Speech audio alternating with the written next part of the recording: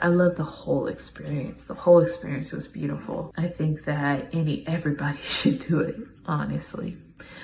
But I think that Black women in particular will really benefit for going on this type of trip, this journey, this experience. Even if this was my last, which it's not, it's not. But even if this was my last experience with this group, with Reset with Design, I was so happy. I'm so fulfilled that I went on this trip. I encourage anyone and everyone to sign up to go and stuff. They have payment plans, so you can pay as you go and stuff like that. Like, the only thing that's stopping you, to me, is you. I feel like this is something that is so needed, so needed. And I encourage anyone and everyone. Come on in, come on in, come on in, not come on in, not come. Sorry, y'all know I'm weird, whatever. Hey everybody, what's up? It's your girl BondyBlue. So let's go ahead. Hey everybody, what's up? It's your girl BondyBlue. Okay, follow me on Instagram and let's get into the video. Right?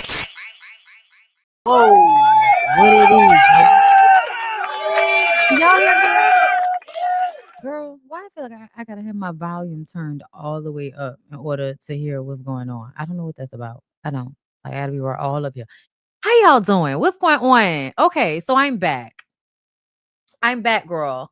With some new shades. Okay. I still gotta get them, right on my face because they feel off on my face. Girl, I saw something on TikTok. They were talking about how the reason why our glasses don't ever fit on our faces because they don't make the bridge for Black people's noses. They make the this little part right here, they make it for white people's noses. So you be having to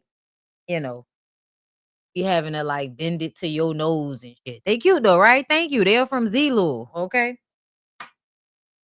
Y'all, we got a show today. I was able to pull some stuff together to help y'all through y'all work day. So thank y'all so much for showing up today.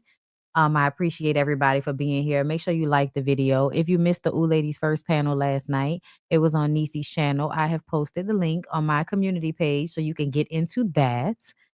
Girl, I think I want to go ahead and start the show. And I think I want gotta adjust them behind the ears. That'd be a thing too. Like it's always something. Hold on, I want to make sure. Yeah, all right. I just want to make sure my sound and all of that was doing what it was supposed to do. But yeah, y'all, I got a massage today. So I'm on some real chill shit. And today is about to be on some real chill shit. I'm looking forward to it on this Good Friday. It's pretty. I think after I finish this live, bitch, gonna go take a walk. You know what I'm saying? Get my little cardio in after I did the hips, butt, and gut class with Bobby last night, girl.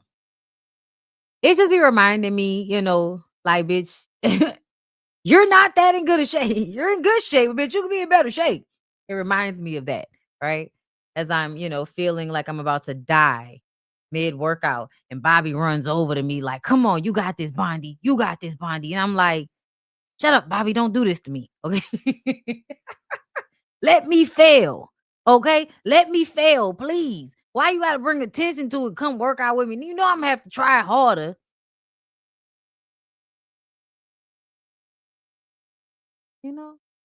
Got to impress people. That's how I be feeling.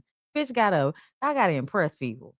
So, yeah, I want to start with Milagro Cooper, I believe is her real name, but Milagro Grams, okay? If you don't know about her, let me explain.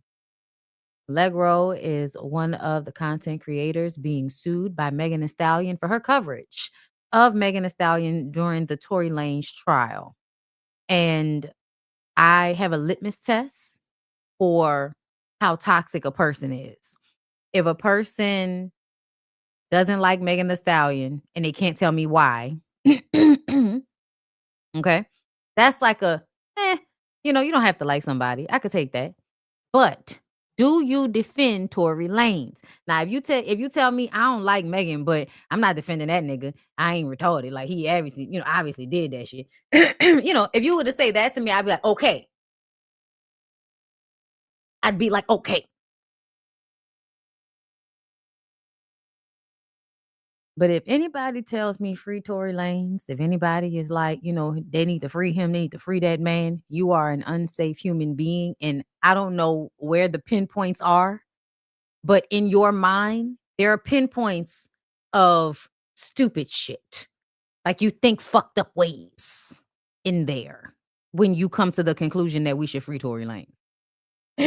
That's just how I think. That's how I feel. Listen, Ashley. You can let her do your hair. Don't tell her your business. Don't be a friend. Just be a client. That's easy. You ain't got to be friends with these hoes.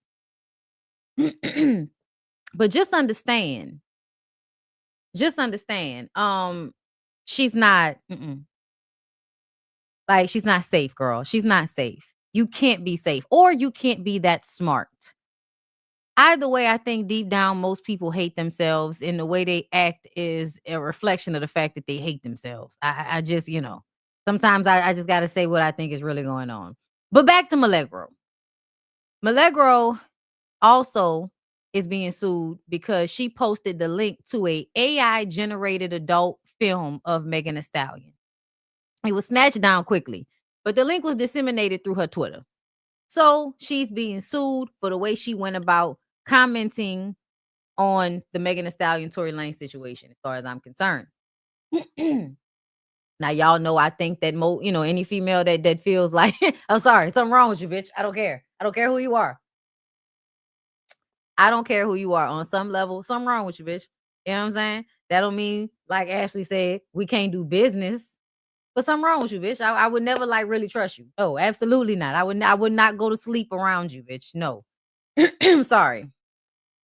I don't know what to tell you. But as they were going through Milagro's text messages, right?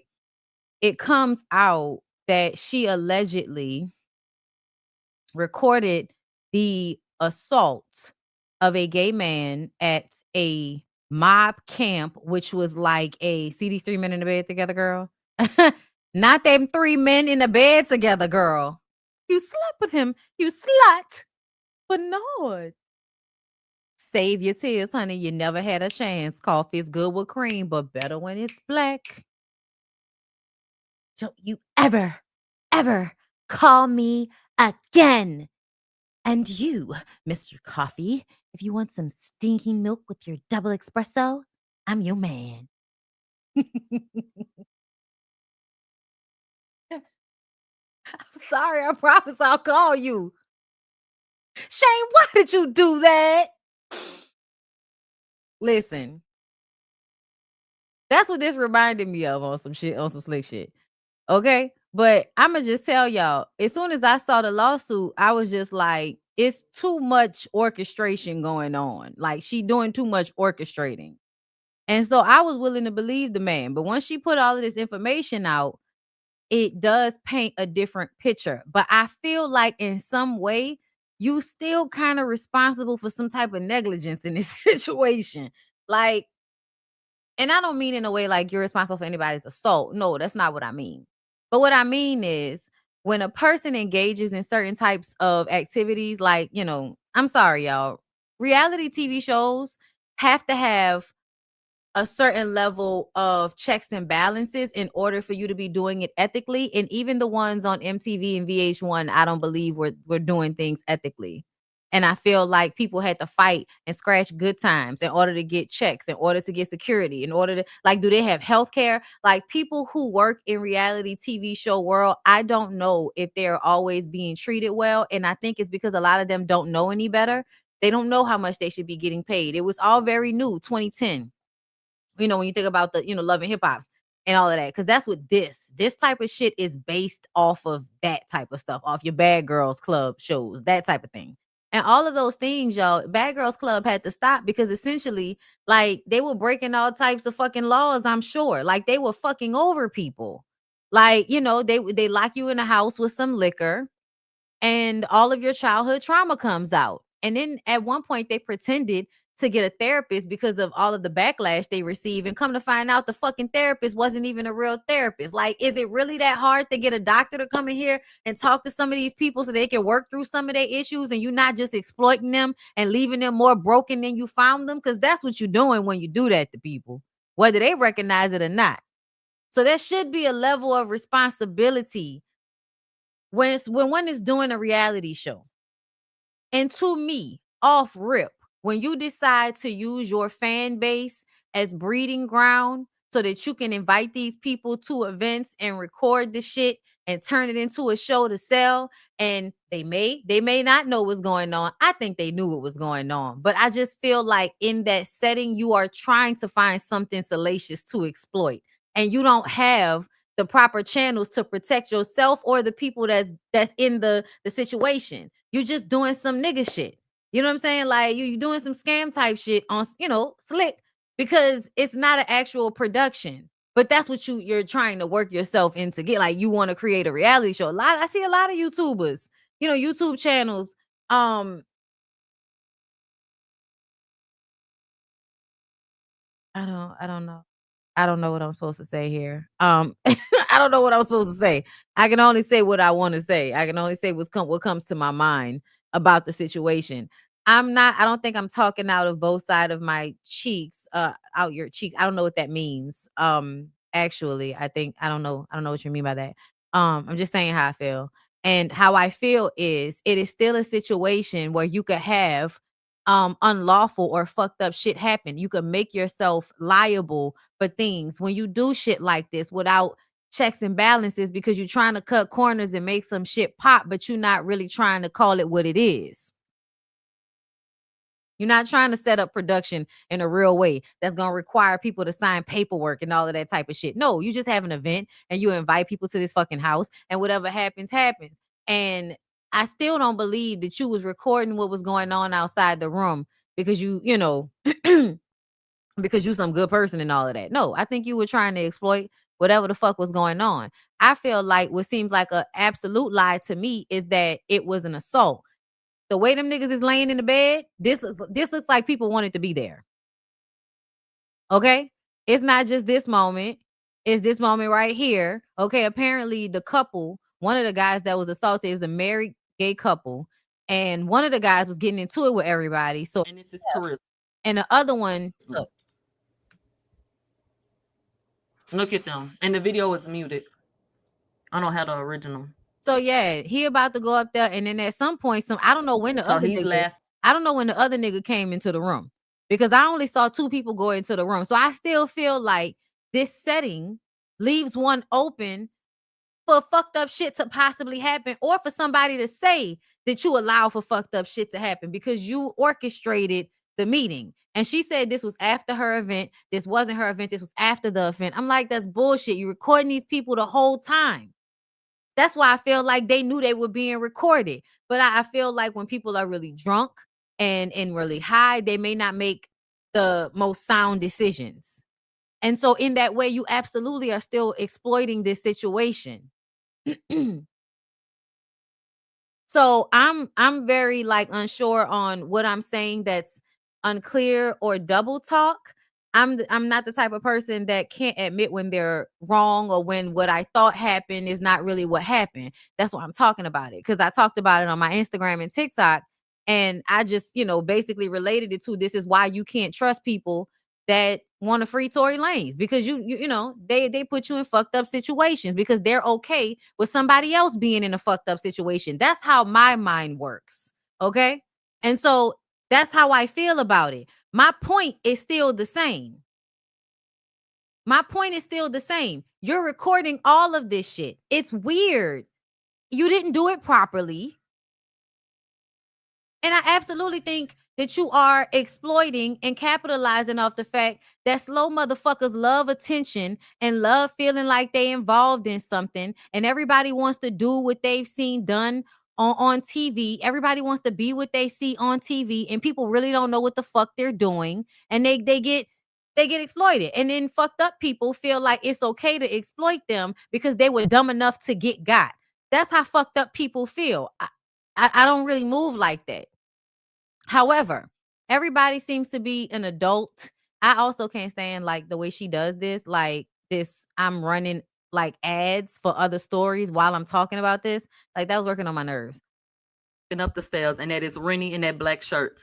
And the issue at hand was the fact that Jordan and Rennie, I don't know if he felt like Jordan had been hitting on him, but I don't know, but he dry came for Rennie and started attacking Rennie. And I said, get your ass up out of here because I'm not paying for this Airbnb. Take that shit outside. It was a 4th-story penthouse. They started up on the rooftop. By the time they get to the 2nd floor, I guess they couldn't hold it in no more. They start swinging at each other. But that is AJ drunk. Hey, people been trying to make something negative out of my motherfucking event. So that's been a running thing for these tired assholes. All right. So let's go ahead and get into people's recollection of the situation. I pulled up over there at the room. So of course, when we got there, we took more fucking shots. Same shit. Soon as I get there, tall ball guy is offering up shots, wants everybody to take a shot, and is insisting on it. He is not playing any game. So he was insisting that these people take all of these shots. Is that correct? And this is in real time what those people said. Okay, so after the meet and greet, people looking like, oh, well, what we doing now? What we doing now? And there was a couple of people staying at the same hotel that I was. I'm like, all right, well, cool. We all come back and we all chill. Have a little after party, so to speak. And here comes AJ. What do you do? The rolling bar. Wow. Again. Y'all know I'm a real ass. Okay. So there he was with the rolling bar again. Okay. The next morning, because the trip hasn't even officially started. That was just the welcome in. Let's get a bite. Everybody go lay down. We'll get started tomorrow. That's what it's supposed to be. Them going to the room, that's their business. Ain't got shit to do with me. They're grown. The next morning, I said, let's go have breakfast at the Breakfast Club. Okay. Well, there had been some arguments in their room the night before. Apparently, AJ had gotten into it with Abanga. So by the time we make it to the Breakfast Club, there's some tension between the two. And AJ is making it really clear that he don't fuck with Abanga. So he just talking shit standing right next to the nigga. Abanga's face is looking like he's just... Yeah, okay. So see, all of this is you recapping the storyline of what was basically happening for something that was being taped as a reality show. I don't know whether people had phones, whether they didn't have phones. To me, it doesn't matter. What we can see is everybody is recording. We know this is being recorded. Y'all are her fans. Y'all know she's going to put this shit on social media. That's why y'all are here. So even that, like, oh, we didn't know he was doing... I don't believe that. Everybody knows they're being recorded. Everybody knows what they're here to do. But at the same time, I feel like there is an idea. Make sure everybody's lubricated. Make sure everybody's having a good time. That's how we're going to get the drama. That's what production does. That's what they do. That's what they did with Bad Girls Club. That's what they do with the Love and Hip Hop shows. They get people drunk. Real Housewives of Potomac. Get them drunk. Don't let them eat. Let them fight. That's what it is. So essentially, I feel like, you know, you're trying to do some boss shit. Like, that's what she's trying to do. Furious. But he stayed and he ate. But when he got done eating, he didn't say goodbye to anyone. When he got in his car, we Crown Royal shots. So we'll bring the items with us, or I can drop them off to you beforehand. We've been sitting out here for like 30 minutes. He will not allow us to leave. And I don't know what is going on. Okay. So you see his ass over there with a backpack open.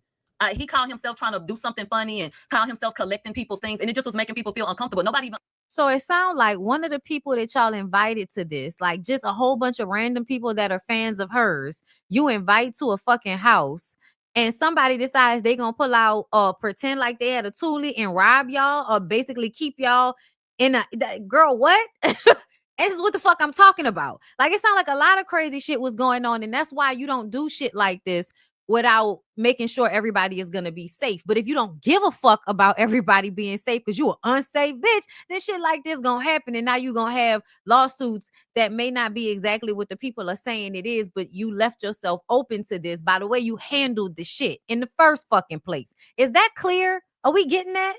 And is that confusing for everybody? Let me know. I understood like what was going on. It was like, child, what? So let me tell you what I went and did. Bitch, I went and got in the bed and went to sleep. I ain't gonna lie. I said, y'all got me fucked up. What kind of shit is this?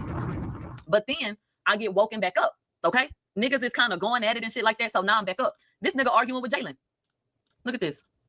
Take, bitch. I'm gonna take the table, bitch. Ain't no nigga fucking. You want a table to take, bitch? I'm gonna take the table, bitch. Okay, you want a table to shake? I'll shake the table, bitch. Okay, he was getting into it with Jalen. Then he gets into it with Hannah.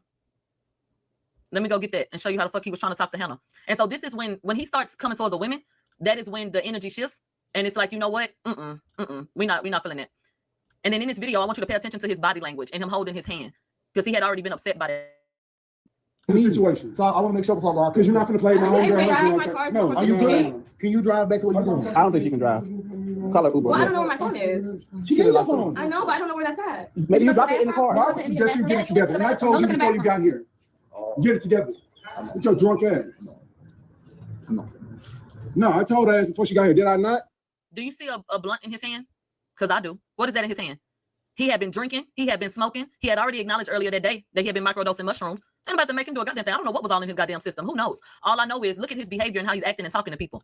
So by the time he's talking to Hannah like that, it's like, no, people getting uncomfortable, you know, on another level. Men are men, but coming at a woman like that, And then Hannah had been drinking. So her and other people had been drinking as well. Anybody who seemed like they were not good, that shit had not worn off and you drank too much, I asked them to stay.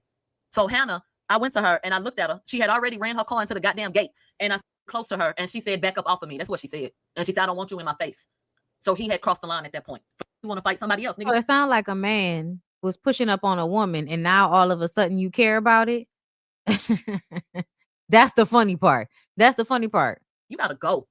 I'm not gonna leave that. What's up with her? Okay, well, don't nobody need to do nothing. And then Jordan is in the car. That's his husband. Like, stop. I'm gonna stay right here. I'm gonna stay right here. I'm gonna stay right here.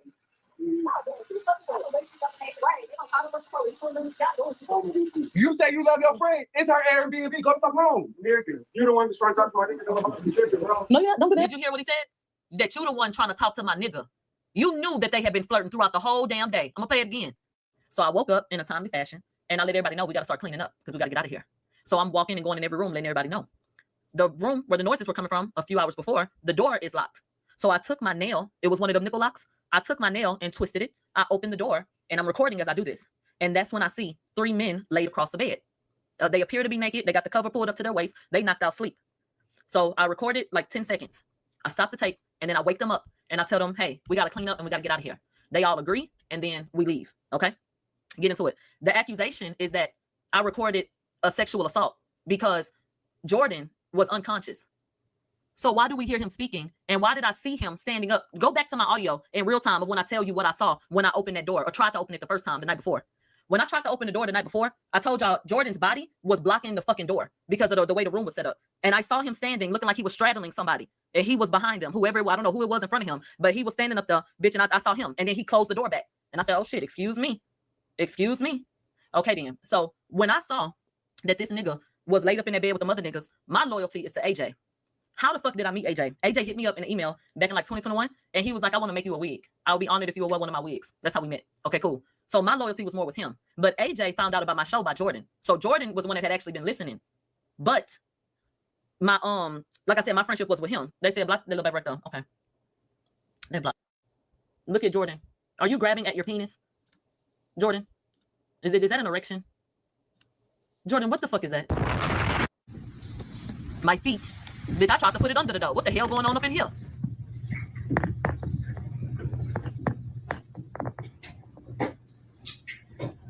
Because I think your nigga in there get fucked. I really don't know who all up in. I don't know what the hell going on up in there. But just so you know, that might have happened. He said it looked like they had a good time. I say, child, they.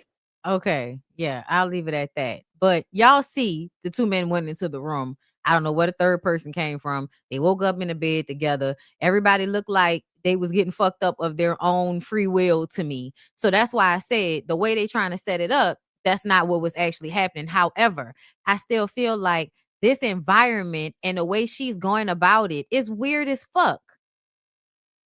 And that's just on God. Like, it's weird. It's weird. It feels unsafe. It feels dark as fuck.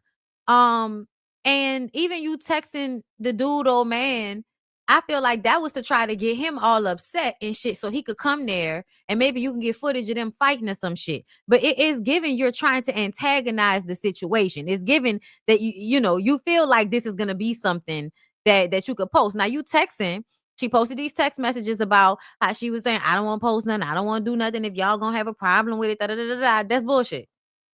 That's bullshit. Just because you knew what to say in the moment so that later on it wouldn't look like you were the one that was actually like trying to put the shit out, or that you were eager to put the shit out. But yeah, no, I feel like everybody knew what was going on. I don't know why these people decided to come in and maybe because they felt like they should have got paid more money. That's why they suing you. That's probably why. Because all of that happened and we wasn't getting paid for it. That's another thing. They probably wasn't getting paid. They probably paid to come and it ended up being like content. They ended up being content. And if you're gonna use this, you know, you should have been paying people. I bet you any money, like that's the idea there.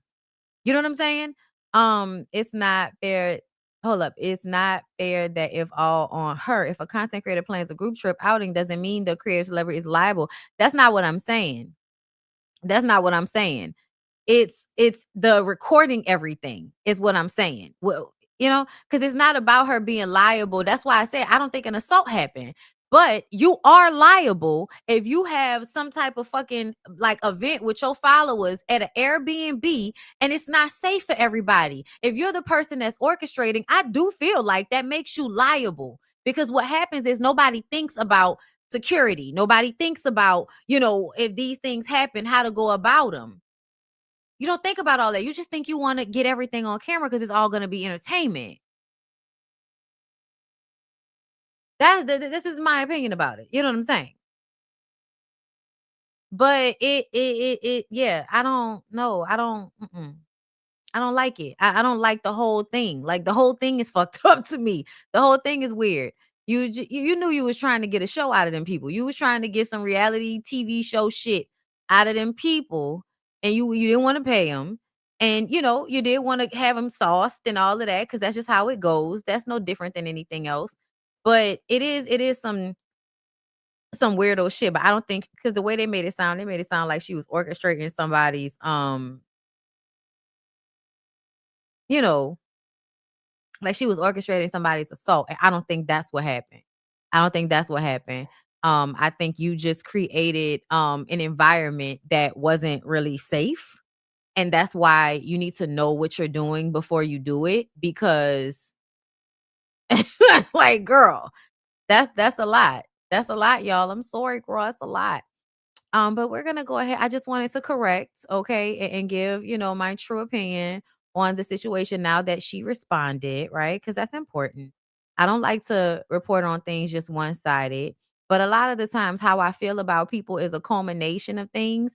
How I feel about them, my opinion of them is a culmination of things. And so even if if a detail about a situation is not exactly right, that doesn't mean it's gonna change how I see the person, because I'm not just looking at that one instance. I'm looking at several instances of a woman proven to be unsafe. And how somebody can be unsafe is not that they would personally do something to you, but they will attract people and create environments for unsafe shit to happen. Okay? But it is a part of the mob camp that's why there's a season attached to it. Everyone knows there will be an episode out. Exactly. That's what I said. Everybody knows what's going on. But it is the fact that there are no like actual logistics put in place. It's just, oh, come be a part of this event that I'm having, this get together. And I'm gonna be like recording all of y'all, yeah. And you know, it's gonna go to my accounts and I'm gonna make money off of it. And I probably charge y'all to be here. And there are some people that's like, wait, I feel like I should have got paid for that shit. Especially if you got me fucking on camera, you got me sucking dick. Like even if you can't see the person, y'all hear that shit. Y'all hear all of that shit, all of them noises and all of that. You know, doing all of that.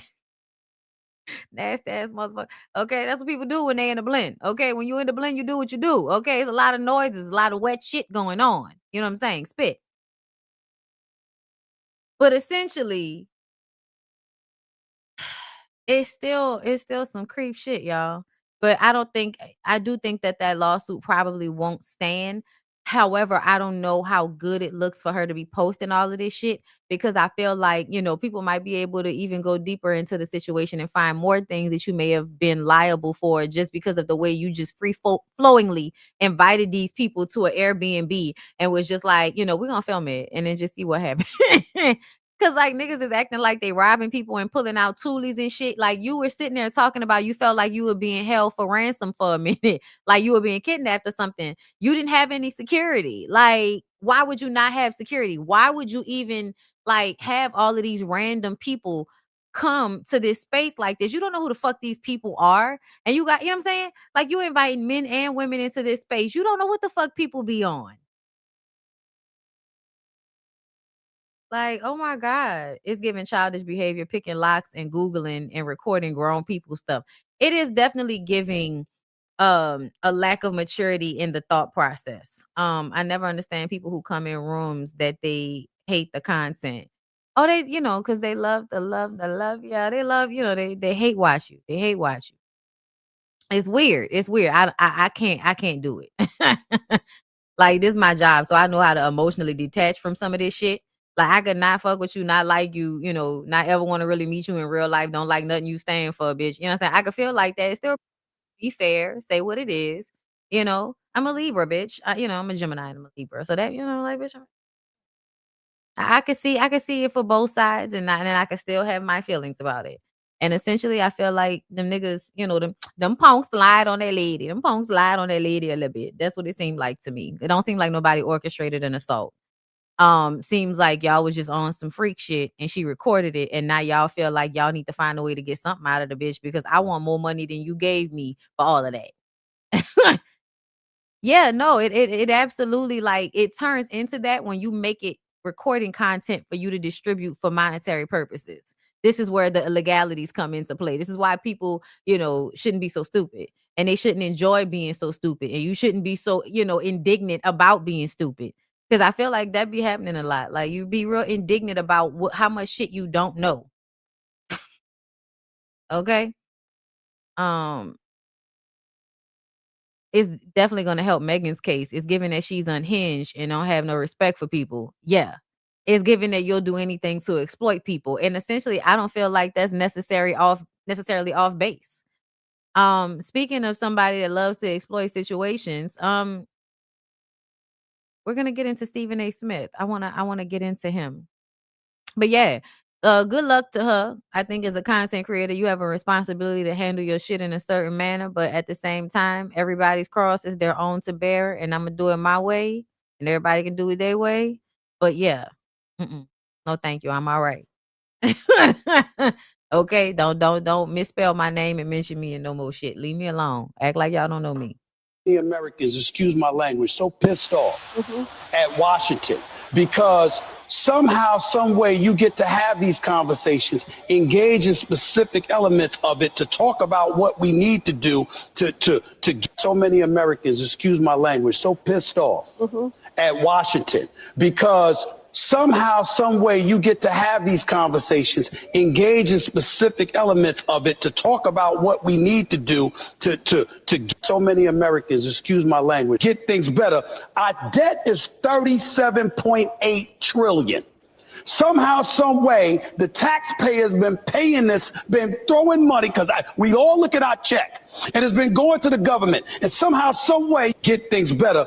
Our debt is way you're supposed to be doing something constructive and productive enough to make sure that we don't have that kind of deficit. It isn't happening. A government shutdown is going on right now. A man has to work on doing that way you're supposed, and he's really an air traffic controller. Right. That we applauded, and we're up here talking about how much some money is going to cost, and the only person that don't have a check coming is him. You know what I'm going to do? I'm going to take a break. And he's...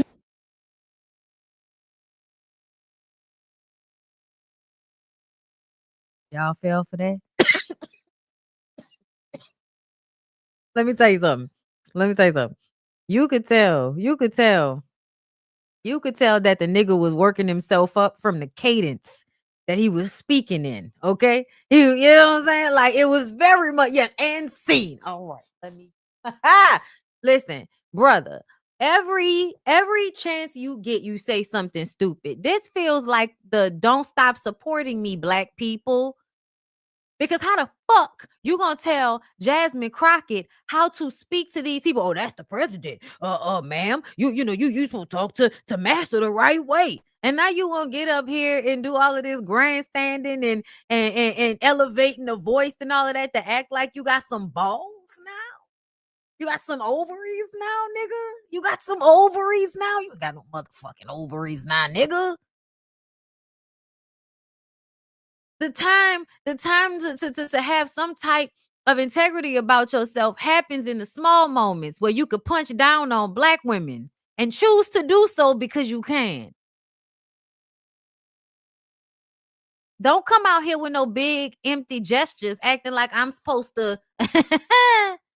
Oh, Stephen A. Smith, girl, still for the people, except for if they Black people or Black women specifically. You were performing. I feel like his daughter should take over all of his jobs. Like, go sit the fuck down. Like, she can do it better. She's more likable. I could even take a fucked up opinion from her more than I could take it from you, and I still feel like she wouldn't have the fucked up opinions you have because of the way she lays into you and your hairline. But I just wanted to show y'all this because we talked about, how he's been. You want to talk about talking out of both sides of your neck, nigga, talking out of your ass. Okay. This nigga's been talking out of his ass. And now people have been feeling a way about it when it came to Serena, when it came to Jasmine Crockett, when it came to how you seem like an ass kissing, boot licking Uncle Tom. For the way that we know that word to be used. Okay. Samuel L. Jackson on Django, bitch. Whatever that nigga's name was. But that's what you remind us of. And I guess somebody needed to remind you that in the entertainment business, Black people fund Black people. Like, I know that some Black people are able to get out of this. There are some Black people that are able to, become white famous, as we like to call it. And being white famous is very, very financially beneficial. But when you do something that white people find reprehensible whenever they decide whatever that is, they will throw your ass back outside the gates that they just let you in and told you was the greatest thing since sliced bread. They will throw your ass back out on the other side of the gates and tell you to pull yourself up by your bootstraps, nigger. That's what they'll do to you. And they'll throw you right back to the Black people. And then it'll have to be the Black people now. We standing outside with our arms crossed. Like, what you thought it was going to be, dumbass? What you thought they was going to do? How much evidence you need? How much you need? We already know what it is. And it's really sad. It's really, really sad. Because it's like, is it really that hard to not be an asshole? I guess it is. I guess it's really hard. Let's see. Where is it at? Snoop Dogg's Doggyland cartoon series to feature same-sex families following LGBTQ light year comments. Oh, that's interesting. Let's see what he said. The rapper joined forces with GLAAD for its annual Spirit Day campaign and has agreed to feature same-sex families in his cartoon series Doggyland. Speaking with GLAAD, Snoop said it's teaching situations that kids in the world are going through right now in a beautiful way through song, dance, and melody, he added. It's a beautiful thing that kids can have parents of all walks and be shown love, whether it be two fathers, two mothers, whatever it is, love is the key. Snoop's collaboration follows earlier remarks about Lightyear that sparked backlash. He stated during an interview that his grandson asked him about a same-sex relationship in the film, which he didn't know how to address. This sounds like you didn't realize how many gay people made up your profit margin. Listen. And then also, like, Snoop, y'all tend to do this. Like, everybody, all the Black people specifically, not just Black people, everybody does this. I don't know what it is, but unless you make a conscious effort to be ever evolving as a person, a lot of y'all regress in y'all mind frame. And it's so hypocritical and annoying because it's like after you've done all of the gay shit you wanted to do, after you watch two women lick on each other's titty balls and all of this type of stuff, you know, now you want to come back out here to the rest of us and to your grandchildren and act like, oh no, it's too much. And you piss off the gay people, and the gay people pay. And the black people that smoke weed that, you know, that are queer, that felt away about that shit. You know what I'm saying? Like, now you done pissed, and we a small percentage, but you pissed off white gay people with that shit. And you can't be pissing off white gay people because you forget white gay people are everywhere. Okay? And so now you got to fix this. And I bet you any money it was some Martha Stewart, like, you know, shit, because they have aligned their brands in such a way that he can't really be out here doing shit that her brand would not approve of. And let me tell you something. Do you know who buys interior design? Gay people. Gay people love interior design. So you cannot piss off the people that are buttering your bread. That's just how it goes. So now you come out here and, you know, you backpedaling, you pussy pop, and, you know, you do something, you put the little gay people in your show, which I appreciate. At the end of the day, this is a way to correct. I will take the correction. However, I find a hard time not believing that it's all bullshit and performative because Snoop, what are you talking about? It's 2025. You've been famous since the 90s. The 90s was the time when everybody was coming out of the closet. You were on the L word. You've been around gay people. Why? I don't understand how you've been living all this time and you still end up being homophobic. It's the same thing with Tammy. Like, I don't get it. You've been like walking, like, what is this? That's why I feel like it has to be, and not on Snoop's standpoint, right? Because I don't feel like Snoop, I feel like Snoop is just being ignorant and pandering to a certain crowd. I think that's what he was doing with this shit. He was pandering to a certain crowd. There's some niggas out there that Snoop got to make sure that they still fucking with him, okay? And that's all of the homophobic, conservative black people, okay? They got to still be rocking with Snoop, all right? So Snoop said some shit because he see, oh, it's a lot of homophobic shit going on. Niggas is mad homophobic in 2025. We didn't know. We thought that everybody had kind of understood that, you know, discrimination is discrimination. And if you a black person and you know what discrimination is about, you know what we've been through. You wouldn't want to put other people through that, especially other people that are also black. You wouldn't want to do that. See, that's what we thought was going on. Like, growing up in the 90s and the 2000s, we thought we was like all gonna collectively push forward to this like base level of understanding that people are gay, people are straight. We're all just human beings having a human experience. This is not something to be divisive about. This is not something to be trying to correct or that something's wrong. No, it's just life. It's just life. That's what we thought. That's what we thought we were getting to. And then you get to 2025 and it's like, bitch, what is it? 1960? What is it? 1970? It's given a good 1978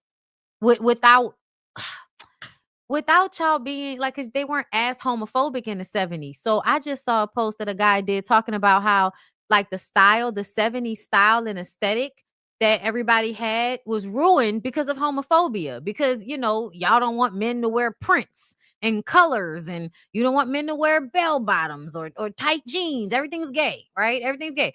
So the way we see niggas dressing on them old Isley Brothers album covers and shit, all of the group artists that everybody loves, that these niggas sample, Snoop and them will sample and work with all of these men who they know were, for the most part, probably straight, but their aesthetic was the aesthetic of the time. Well, homophobia happens in the 80s and 90s, and now niggas can't wear prints and colors without y'all questioning their sexuality, okay?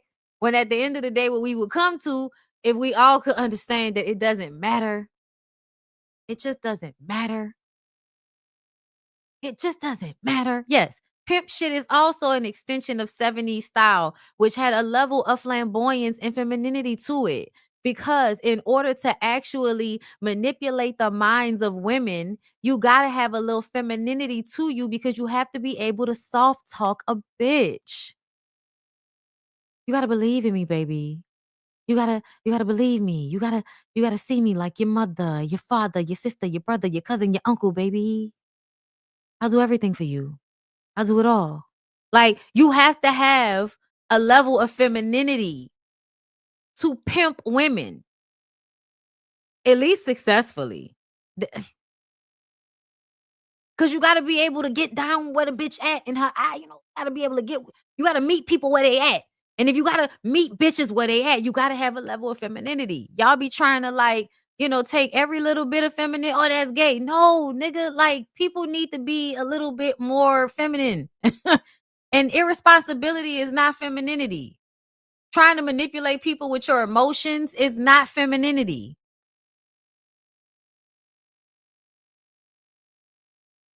So it is very, like it's so weird and pervasive the way the homophobia will be so prevalent now, even after everybody has already been influenced and enjoyed the influences of gay people or feminine aesthetics. Like, yes, that's the reason why Prince was such a provocative person. Believe it or not, that's why everybody loves the stud bitches the way they do, child. Straight women, y'all be acting like straight women love them, a mass woman, because there is something about the mixing of the two energies that is attractive. It is what it is. You know what I'm saying? Right. The nigga in the alley. Have some smoke. Have some weed. You know me, your main friend, your main boy, thick and thin. I'm your pushing man. So yeah, I'm glad you fixing it and shit. But it's a little annoying to me, just a little bit. You know what I'm saying?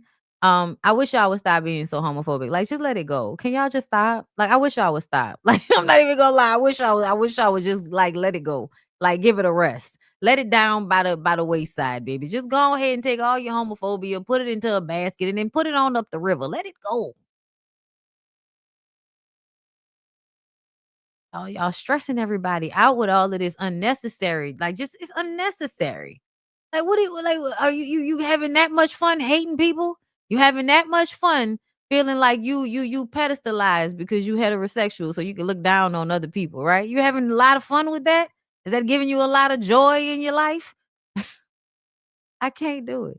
All right, y'all. So we talked about how Carisha said that this girl stole her whole song, and y'all was telling me in the comments that it was Tyler.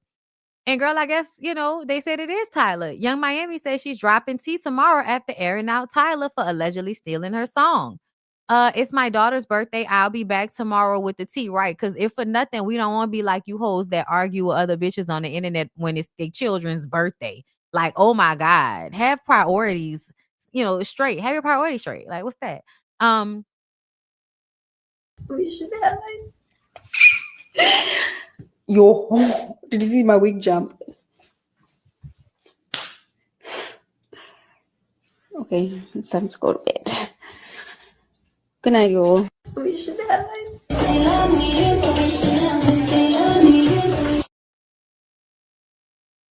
Don't matter. It's my Miami. That song took you forever to drop. Don't matter. It's my motherfucking song.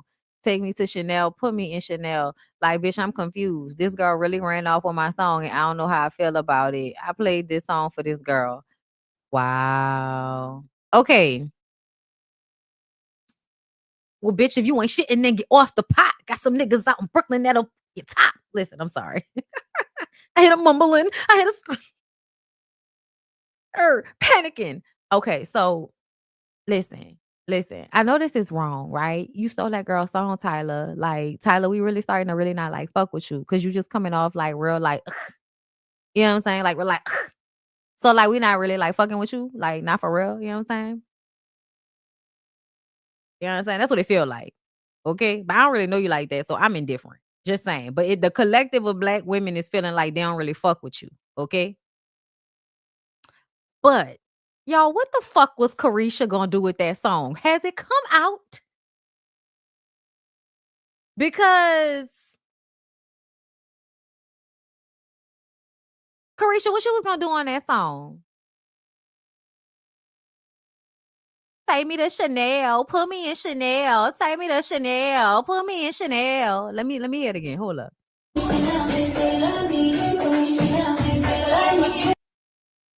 Put me in Chanel. Put me in Chanel. Take me out Chanel. Put me in Chanel. Niggas spending money. Put me in Chanel. Only in Chanel.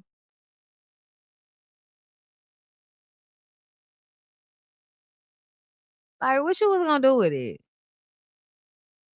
I ain't gonna lie. I feel like that would have been a waste of a track.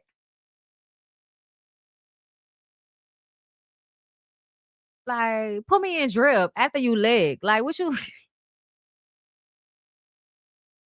take me to the mall after I juggle your balls. Like,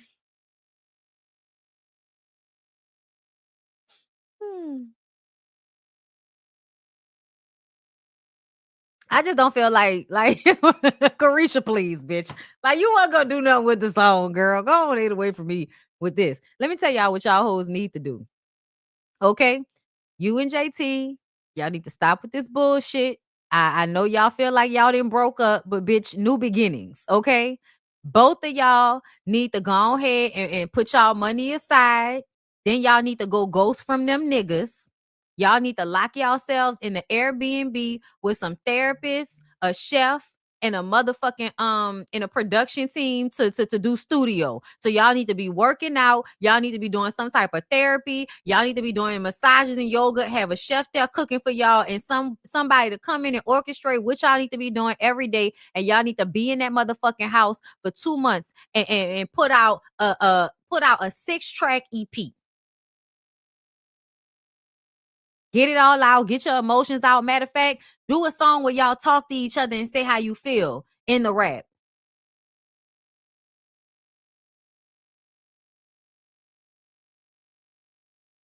That's what you should do. And you could record it and put it on social media. And don't have nobody else there. Don't bring Saucy Santana there. Don't bring no other niggas there. It's only got to be the two of y'all, the people y'all hiring to do the shit, and an assistant. Get in there and be fucking great.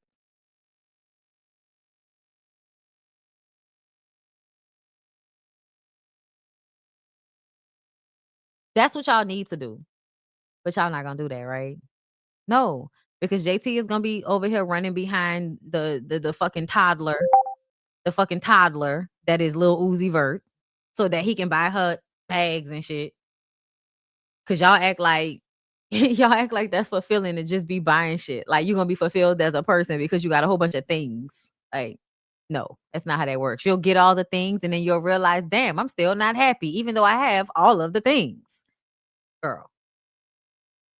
And Carisha, you over there, Romeo pimped out, right? You a bottom bitch for a Romeo pimp. You ain't going nowhere until that nigga goes somewhere, right? And he is somewhere, but I guess you wouldn't be open to this. Because I'm just saying, I don't think that they give the same separately that they give together. I'm just saying. I feel like it is something so good about what they gave together. Even with them not being that good of a rappers. Like, I don't care what none of y'all talking about. I know everybody thinks JT is such a good rapper, girl. Okay. Just because she's better than Carisha, y'all think she's so great. To me, she's not that great. But when they are together, I do like how they perform, especially when they started getting into their choreography bag, their choreography bag. Like, yes, I was into it, and I feel like it's something about their energy together that is just very, very fun. And it works. And I think it's branding gold. And I think that it is so disrespectful to what God gave y'all for y'all to go and give it all up for some dick. Because that's essentially what y'all both have done. Y'all can't tell me no different. I don't give a fuck about what y'all talking about. Ain't nothing that happened between y'all was that bad for y'all to like just completely be like, fuck what y'all was building. Yes, it's hard. It's hard. It's a lot of work. But what else you gonna do? What, you gonna be at the house being talked to bad by a dumb nigga so that you can have Chanel bags? Girl, listen, how many bags you need? How many bags you need? Like, what be going on?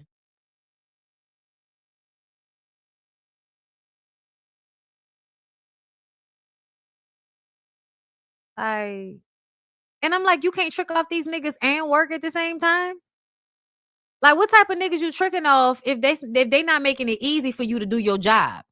Like, if you tricking off a nigga, like, the sign of it's a good nigga to even be around is if he gonna support what you got going on. That's not supporting what you got going on, trying to deflect and divert you into other things so that you could not be working on your group.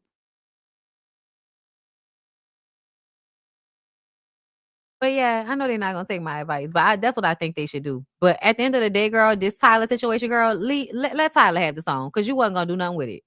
You wasn't gonna do nothing with it. All right, speaking of rap girls, Cardi B addresses clubbing while pregnant. I don't even understand why this is a conversation. I would assume that she's not drinking. Okay. And then she's just in a setting at a club because she's promoting the album and she's going to promote the hell out the album. Now, when I said I didn't like, my opinion is because of the way systematically we make women feel about pregnancy, which is that they have to be doing all of this shit. Okay. And when I say all of this shit, I mean we overwork women. We want women to have babies, but then we want to rush them back out into work and rush them back out into the world. And I just feel like there should be more care. It should be more about the woman's comfortability, how she's feeling. And there should be time taken for that, for her body to recalibrate, for her to take off time that her body is going to need because she's building a fucking human. Like you in there building eyelashes and fingernails and shit. Like little bitty arms and shit are literally being generated from your body's tissues and energy and blood and vitamin levels and all of that shit. So from the fucking jump, when I said the messaging about, oh, my grandmama in the fucking 50s before birth control and before women could have any say so was out here popping out 11 fucking kids. You know why? Because she couldn't keep that nigga off her ass. That's why she had all them kids. No birth control. No other options. I don't like when y'all use the examples of how we should be living our lives based on what women had to go through because they didn't have a choice. Now that we have a choice, you should choose to do what's best for your body and take that into account. So when we get to this point, is she talking about how tired she is and how she's so tired? Like, girl, to be expected, right? But everybody was okay, right? Everybody was like, I saw a lot of people that was bigging her up and, you know, she just saying, don't get lazy. I don't want to hear nobody telling a pregnant woman nothing about being fucking lazy. I don't know why, but I just don't want to hear that. I don't want to hear that. I don't want to hear nobody telling a fucking pregnant woman or a woman that just had a baby nothing about, oh, you don't want to be lazy. You don't want to get lazy. I don't want to hear that. Because ain't like when you are actually actively taking care of a fucking baby, ain't nothing lazy about that. And that's a weird thing to put out there. It reminds me of how y'all call black people lazy just because the labor is no longer free. But the hardest working motherfuckers you could find with some Africans at some point. I know what y'all be saying, like, cause that ain't you pregnant while you always in the club? I'm an entertainer, honey. And I know what y'all be saying, like, cause that ain't you pregnant while you always in the club? I'm an entertainer, honey. And I know what, and I don't know, me and my friends don't really be doing, me and my friends are not the type of friends that like go out to, this is really bad. Me and my friends are not the type of friends that go out to dinner, go out shopping, do brunches and shit like that. And I don't know, me and my friends don't really be doing, we're not the type of friends that go like on vacation and shit like that. We're like the type of friends that just want to go clubbing. That's because y'all still immature as fuck. That's why. Because when you get, no, it is immaturity.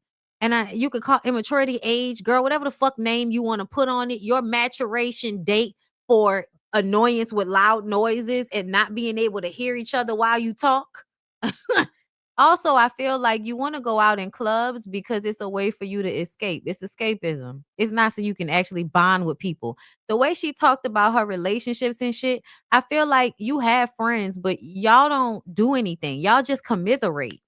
When she said all they do is talk on the phone, I watched her, Jay Yeti interview, gave a good picture of what her life is like. She said her and her friends don't do shit. They just sit on the phone and talk to each other all day about everything.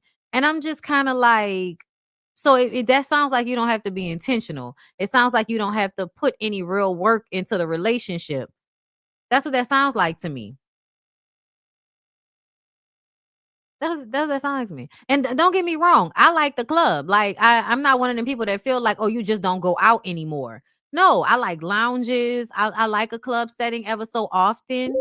But I also feel like for you to say y'all don't do all this other shit, bitch, if we ain't gonna do nothing, we gonna go get something to eat. That's wild. You know what I'm saying? We gonna go get something to eat, you know?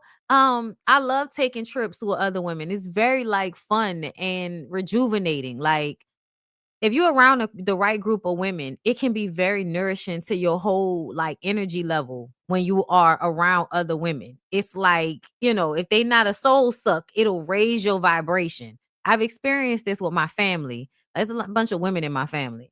So whenever we hang around each other or we have a good time, I feel some type of high from it. And I've always said that, you know, whenever we get together, and we have a good time, I always leave feeling high, like just so, you know, lifted. And I can really feel the difference in before and after. That's why I enjoy the card games with, with my mama and my aunts and them, child. That should just be hilarious too. But because, you know, if you can't roll with them old ladies, you can't fucking rib, you can't talk shit, you can't talk slab, we can't talk. Okay. But I do feel like she has to open up her horizons. Like, what you have all that fucking money for? Like, what are you doing? Like, I know yeah, you know, you're investing, you have homes, you know, you have the things, but you have to enjoy it. And enjoying it is experiencing things that's outside of work. And I feel that way. I'm like, I never see her out doing nothing that's not work. You don't just, you know, like, girl, go enjoy your fucking life. And I think that's another thing about being in that abusive relationship. And women, y'all have got to check this. You have got to check this. Listen to me clearly. Stop getting into relationships and leaving all of the rest of your connections behind you as if that's what you're supposed to do. That's not what you're supposed to do. And I'm going to put it to you like this. Even from the standpoint of your other partner, unless you are with somebody that is like emotionally controlling and abusive, they're not going to be able and they're not going to want to fill all of your fucking cups. You need hobbies. You need friends. You need to be able to be happy as a person on your own. So you're not depending on another person that could barely get their shit together to help you get yours together. That's why people say the relationships are codependent, because there's a level of, I don't want to do the work for myself. So I get a partner so that I can rely on them, so that I don't have to do certain things for myself. And you know, that's across the board, emotionally, mentally, and with money. But her having all of this access for you and your sister to not just be like casually jumping on a plane and going fly somewhere for a little weekend, you know what I'm saying? For y'all not to be going, you know, it's about to be the holiday season, girl. The Michelin star restaurants that have they like, you know, holiday meal shit the way I would be, girl. And even if you don't eat a lot, because I know a lot of the girls be like, girl, because I don't eat a lot either. But you know what I will do? I'm going to go there. I'm going to pick. And then I'm going to get that shit wrapped up to go. I'm going to come back home, get hungry again, and I'm going to eat all of the shit. Something about, you know, when I'm home, I can eat more food. I don't know. Okay. But yeah, no, you have to make and I feel like it's I don't know what happened, you know, in the generation after mine. But I know how hard it is. But you have to do things with your friends, bro. Y'all have to go places. You have to do things. And it can't always be in a loud room, because then you're not talking for real. But I guess if you spend all of your fucking time talking on the phone, that's all the talking you need to do. But I don't know. Sometimes I just don't, you know, like hearing all them loud ass music, you know. Is she too famous? No, I don't think so. I think this is a reflection of who she's always been, more so than her fame. But I mean, at the end of the day, we don't like to do daytime activity. We like to do nighttime. We're not the type of friends that go like on vacation and shit like that. We're like the type of friends that just want to go clubbing. Yeah. Yeah. Nigga said that's why she in the predicament she in now. All right, bitch. I'm gonna tell you something though. There is something about this addiction to toxicity and chaos that people grow up in and don't realize they crave. So they don't live in a peaceful manner. Like I know people that can't keep still. They can't just be at their house. They can't just chill. Like they gotta always be going somewhere, doing something, being around a lot of energy and all of that. And I just kind of feel like, yeah, that's not me. I've always been able to be outside, but essentially I need to come back inside and be away. Like the way I will sometimes feel zonked of energy after being in spaces with a whole bunch of people. Like tomorrow I'm going to the homecoming game. for my 20th school, whatever the fuck, 20th anniversary, graduating from high school. Y'all know tomorrow. So yeah, I'm going to that tomorrow. And I was just like, 'cause I wanted to do it. We're doing a trolley. It's gonna be fun. But yeah, I gotta see if I can find somebody to come and get me. But anyway, I'm sorry, y'all. Spacing. Yeah, like you gotta live your life. You gotta have fun. You gotta get out. You gotta do stuff. You gotta be around people. You do. Like we need other human beings. It is what it is. Um, let's get into I think I want to get into Laila Ali. So y'all, Laila Ali decided that she was going to put together a long form video on YouTube to address her issues. Wait, do I want to go to Laila? No. No, I don't want to go to Laila next. Give me a second. I'm gonna go to Laila, but I want to go to this for I forgot. I wanted to go here next because the stories kind of went together. I wasn't gonna talk about this at first. It's from 4 days ago. Salma Hayek reveals that she wanted to quit acting after having her daughter, but her billionaire husband told her, "We're not putting up with some lazy girl in the house." And I said, that's not what I want to hear. That's not what I want a billionaire to say to his wife. That's what I said, right? I don't know why there are people in the comments arguing with that statement. It's actually quite weird. Hold up. Why would I want a billionaire husband who makes me work after giving birth? Do you have a billionaire? Like, because people are like actively in these comments arguing about this. And it's like, why? Like, why are you upset that that's not what I want to hear? Don't you understand? Like, once somebody has a baby, the point is that she should have a choice. The point is that she should have a choice. Why am I having a baby for a man who's a billionaire and he feels he could tell me not to be fucking lazy if I don't want to go back to being an actress? That sounds like an abusive relationship. That's what that sounds like to me. That sounds like somebody that plays mind games with his partner so that he can control her. That's what that sounds like to me. I don't want to hear that from a fucking billionaire. What is the point of you having money if that lady can't quit for however long she want to quit doing whatever the fuck it is that she was doing? And y'all know, I feel like women should work and still keep their outside life. I just finished saying that. So it's not that I feel like, I thought no. It should always be a choice. But in the moment when that lady said, I think I want to retire from acting, you should have been like, sure, babe, whatever you want to do. Why would her being a stay-at-home mom mean she was lazy? And I understand on a grander scheme of things, what a man might be thinking is that if you're at home all the time, then you may not be happy. You may not be happy if, you're just here all the time and you're not doing anything. But not being an actor doesn't mean that I'm not doing anything. Who knows what else she could have decided to do in the process of being retired from acting? To even use the word lazy with her is so fucking annoying and disrespectful to me. Like, my God, on today. I didn't say the man needed to do anything. I didn't say the man needed, what? Rich people don't like stagnant energy. Wake up.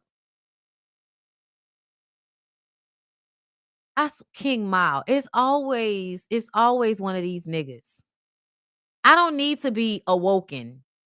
And what the fuck are you talking about stagnant energy? Just because somebody decides not to act anymore doesn't mean they're going to be sitting in the house staring at the fucking wall.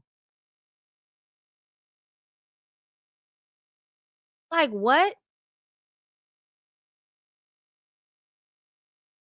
Like, that's crazy. Somebody said he told her that so he could he told her that shit so he'd be with his escorts while she at work. Yup, scarcity breadcrumb mindset. Exactly. This is the comment that did it for me though. This is the comment that did it for me. And I wasn't even about to comment to her comment.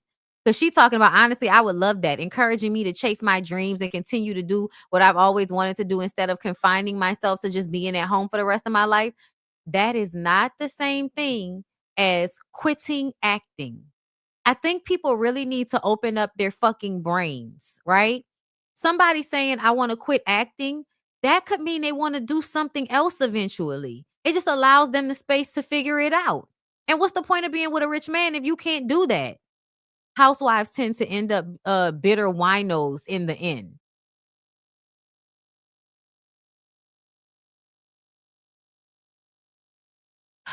Okay, girl. Okay. Okay, girl. She commented to somebody else's comment something, and then I think I had commented back because I thought her comment was crazy. I can't find it though. I can't find it, girl. The way they be like looping the comments is so confusing. But yeah, I don't know why everybody's like arguing with me about this. I bet that's why she got one and you don't.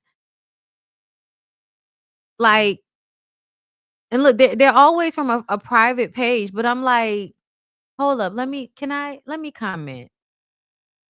Hold up. Why? So because she's okay with him manipulating her, that's why she has a billionaire. I don't want a billionaire if that's what that means. I don't need to hoard wealth. Like I didn't grow up poor. I don't have to hoard wealth. Like I don't need all of the money in the world to be okay. Are y'all okay? Let me comment because I want to comment to this.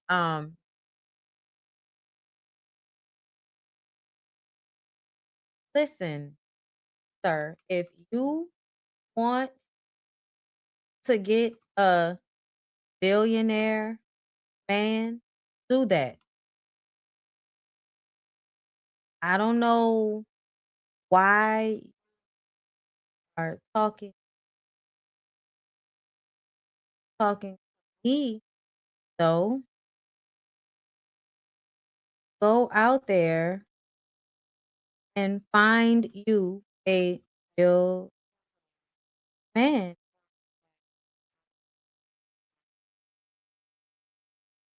But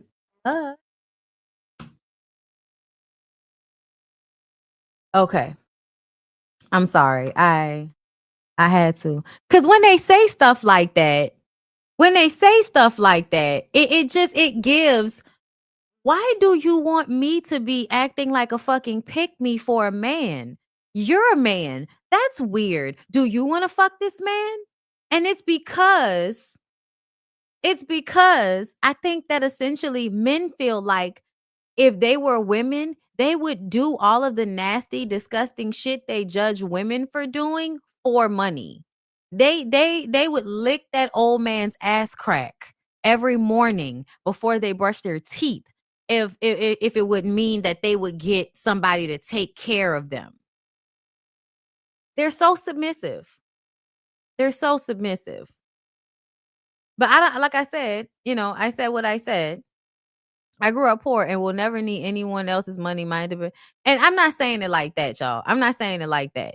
Okay? Like I'm not saying it as a diss to anybody, but I'm saying it because I have these conversations with people often, and I do feel like scarcity mindset is why people feel like you should do anything for money, basically. You should be okay with anything as long as there's a lot of money involved. So, please don't misunderstand me. I wasn't arguing with bots. I don't think that one was a bot. Let me see. Because when I clicked on, that's what I'm saying. Y'all think these people be bots and they actually be people.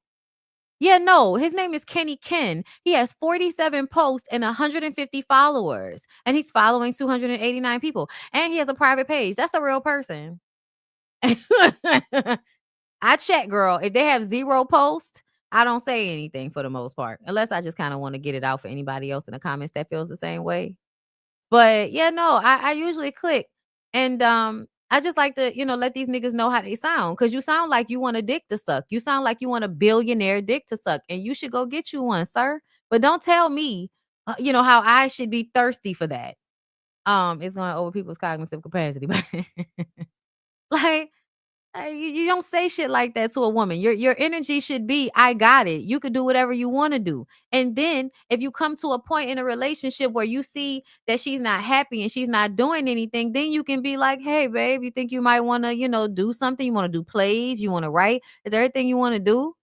But if that lady every day gets up, takes care of herself, make sure your house is running well, and spends the rest of the day in front of a fucking pool, as long as the child is being taken care of and getting what they need, I don't know what the fuck anybody is talking about. What is the point of having the money? So that you can use it to control people. Is that right? That's why it's not that serious. That's why it's not that serious.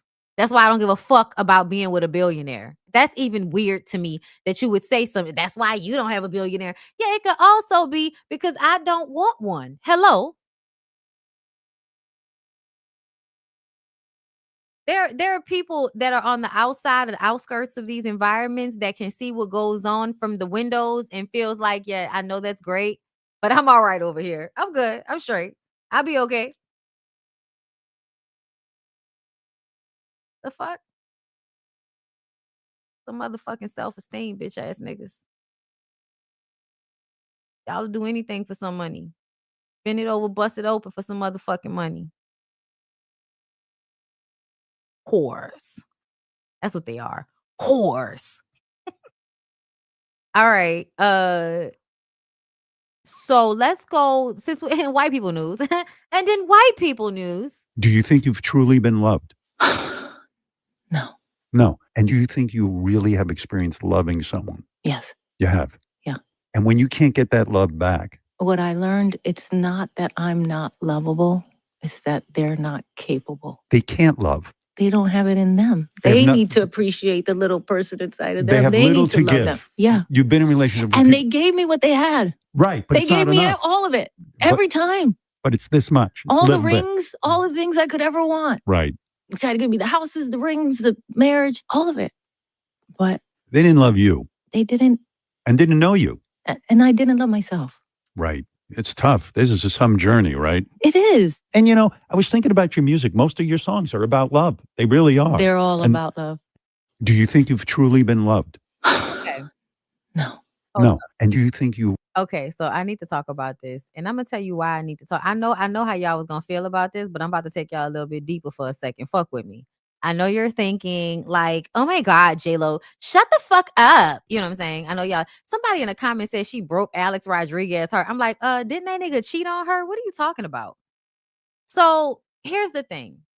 I know that J-Lo is the problem. We've all talked about how delusional and how, bitchy and low-key insane J-Lo can be sometimes. Like just passive aggressive and just overall girl, stay over there. You know what I'm saying? But in this specific situation, I want to tell y'all right now, she's probably not wrong. And the funny part about it is my mama said the same thing to me. My mama said the same thing. She said, I don't feel like anybody really loved me but my parents. And I think the conversation is about how, like Princella used to be telling y'all, men being incapable of love. And not that all men are incapable of love, but the way men relate to women and the way men operate in our society, especially if they have a lot of money and a lot of people adoring them, is they do not know how to love from a selfless place. They do not know how to love you from a standpoint of, I can't control you. I'm going to love you how you are. And I'm just going to let you be how you are. That's not how this works. From the moment men get with women, they are trying to shape women into what they want them to be for themselves. And rings and money and all of those things will pull the woman in, of course. All these little shiny things, it'll pull you in.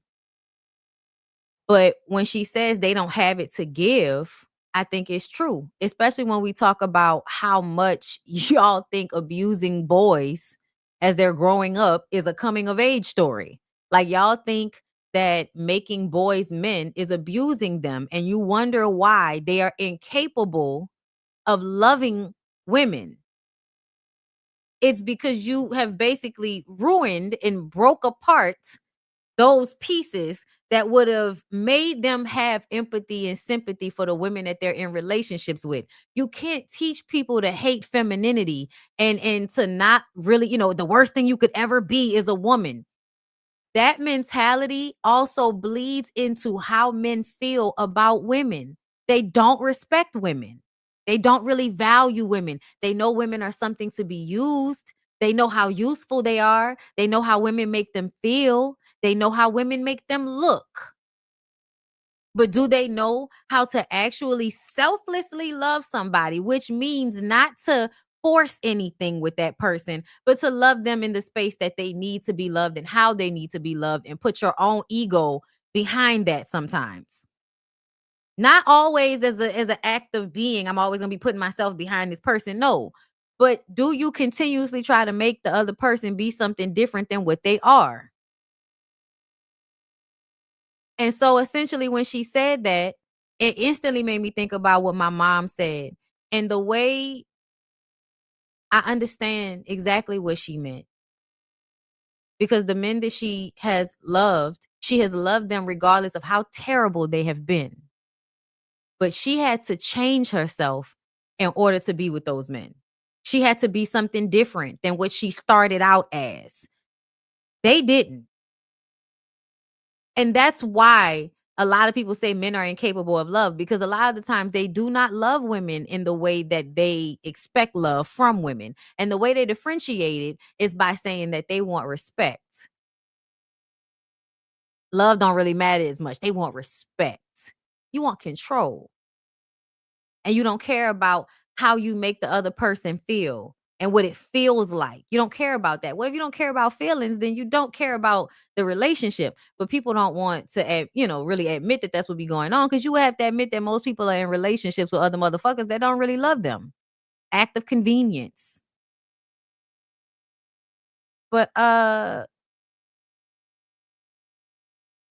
yes, boys are no different from girls during adolescence. They feel just like girls, but how it's handled is totally different. Yes. I think people need to realize, as men and women, we have feminine and masculine sides. We use each of them. Yes, like men are supposed to have a level of femininity to themselves. Women are supposed to have a level of masculinity to yourself. Like, the way we have categorized these things is based off of an ideal that was set so that they could disempower women. For you to think that resting in your feminine is you just going along with bullshit, submitting to people. Like, what is all of this? For what?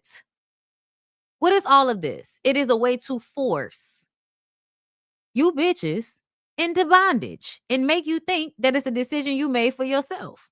That's what it is. That's why women, when you get to a certain age, all that shit change. But no, J-Lo is still the problem. I'm going to say that, and I mean it. Okay, so I said I wanted to do Laila. Let's do the Laila now. Okay, girl. So I love the way Laila gathered Clarissa Shields, and we're going to run through it, girl. Get your fucking snacks. A whole lot of talk about the possibility of me making a comeback to boxing. And people have had a lot to say, but I have not addressed it until now. And I know everyone wants to know the answer to the question, will I be coming back? And I promise you, I'm going to give you that answer. But first, I have got to address the lies and the fake narrative that's been created years ago. Now, someone's gotten way too comfortable dragging my name and even using my father's name to get attention and clout. Now, in case you haven't heard it, her story is that I didn't support her and I didn't pass the torch because of my jealousy and envy over her accomplishments in boxing. She says that I disrespected her and I started talking about knocking her out simply because I was bitter that she's outdone me. I've seen a lot of the comments. Many of you have good discernment and understand what's really going on here, while others have believed her lies over the years or have formed an opinion without having all the facts. Now, originally, I wasn't even going to give this my time or attention because I really don't engage with people who thrive off of, there's been a whole drama and buffoonery. But I'm not about to let someone with bad character continue running freely, dragging my name without accountability. That's not going to happen. Come on now, listen. Laila Ali is just Muhammad Ali's daughter. And no, come on, we ain't going to do that. No, that is right. Come on, Laila can rumble though. And Wolf would have knocked Laila Ali out. She would have knocked Laila so pretty ass out. So this right here is the consequence. Now let's hit rewind because we really need to see what's happened over the years. What got us here? Now I'm not about to do the whole. Okay, well, let's start. Let's start with the fact that she's jealous of the fact that Laila is pretty. I don't know what that's about. Somebody obviously, and people do this, you could tell, but somebody that made Clarissa feel terrible about her looks as a child. Somebody that told her she was ugly and she was always gonna be ugly and she wasn't nothing else but ugly. Suge Avery, you sure is ugly. Yeah. So people have been telling her she's ugly. I'm sure she grew up around colorist people. That's why I'd be like, I don't know why everybody always acting so surprised when motherfuckers be colorist. Like, I know most motherfuckers are colorists, and I'm talking about men. And then like elder people, yeah, a lot of the times they have not outgrown a lot of these things because for them, lightness means a better experience, safety, beauty, all of these things in their mind. And so they say fucked up things to children. And I think that her entire life, people have probably been telling that girl that she was ugly, when really she wasn't ugly. She just didn't have nobody to take care of her. And you could tell by the way her hair looked. I'm just saying. And then we live in a society that tells a woman that she's not, a woman if she cut all her hair off. But bitch, you didn't know what to do with your hair. I wish somebody would have just cut all your hair off and put a little ultra perm in there or something like that. And get a little curl, get a little baby hair popping, do a little something with it. You know what I'm saying? But I'm telling you, I already know what it is. You jealous of Laila for a plethora of reasons, but primarily because she's beautiful. And because she has a certain light skin aesthetic that you have been compared to your entire life. And it's not fair. That's why I don't like colorism. That's why whenever we have these conversations and I talk about how I feel about colorism and all of that, because I know that the grown women that say this shit, the grown men that think this shit, they say this shit around kids. And kids look at themselves and then decide which box they fit into and develop negative feelings about themselves based on conversations and shit that adults say around them when they think they're not listening or the shit they say directly to them. Y'all fuck these kids up. And then we have to deal with them as adults acting fucking stupid on the internet. But y'all swear up and down, that's my kid. It ain't nobody business. That's my kid. It don't matter. It ain't nobody business. Bitch, they will eventually come out into the world for us to have to deal with. It is our business. Oh, he say, she say thing. So let me show you some receipts. I first met her in 2012 when she was invited on stage to stand next to me when I gave my father his Liberty Medal. At some point, she reached out, started asking me for advice, wanted to know if she should go to the Olympics the second time or go pro. She would also call me and let me know when she was fighting. I was one of the hosts of We Need to Talk, an all-female sports commentary show that still airs on CBS. I added drama and buffoonery. Asked the producers if we could do a story on her.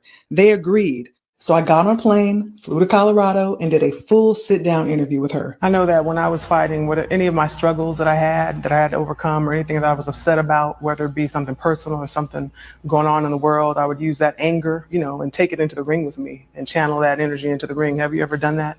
I did that a lot. I was going through stuff back at home, but I would have a boxing match and I would take out everything I was going through on the girl, and that kind of helped me. Now, as you can see, again, I don't care what y'all say. I don't think the girl is ugly.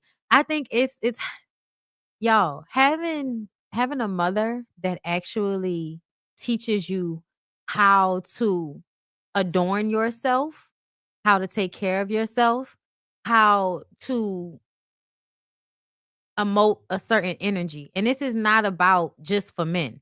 This is just about when you have a mother. This is sometimes what they give you. A lot of women look a certain level of pristine or they look a certain way because their mothers were the example for them. But when girls don't have mothers to set examples for them about how they should be, this is what you get. Girls that don't know how to make themselves beautiful. Because she's not ugly. I just saw her recently and she looked really good. She's got a nice body.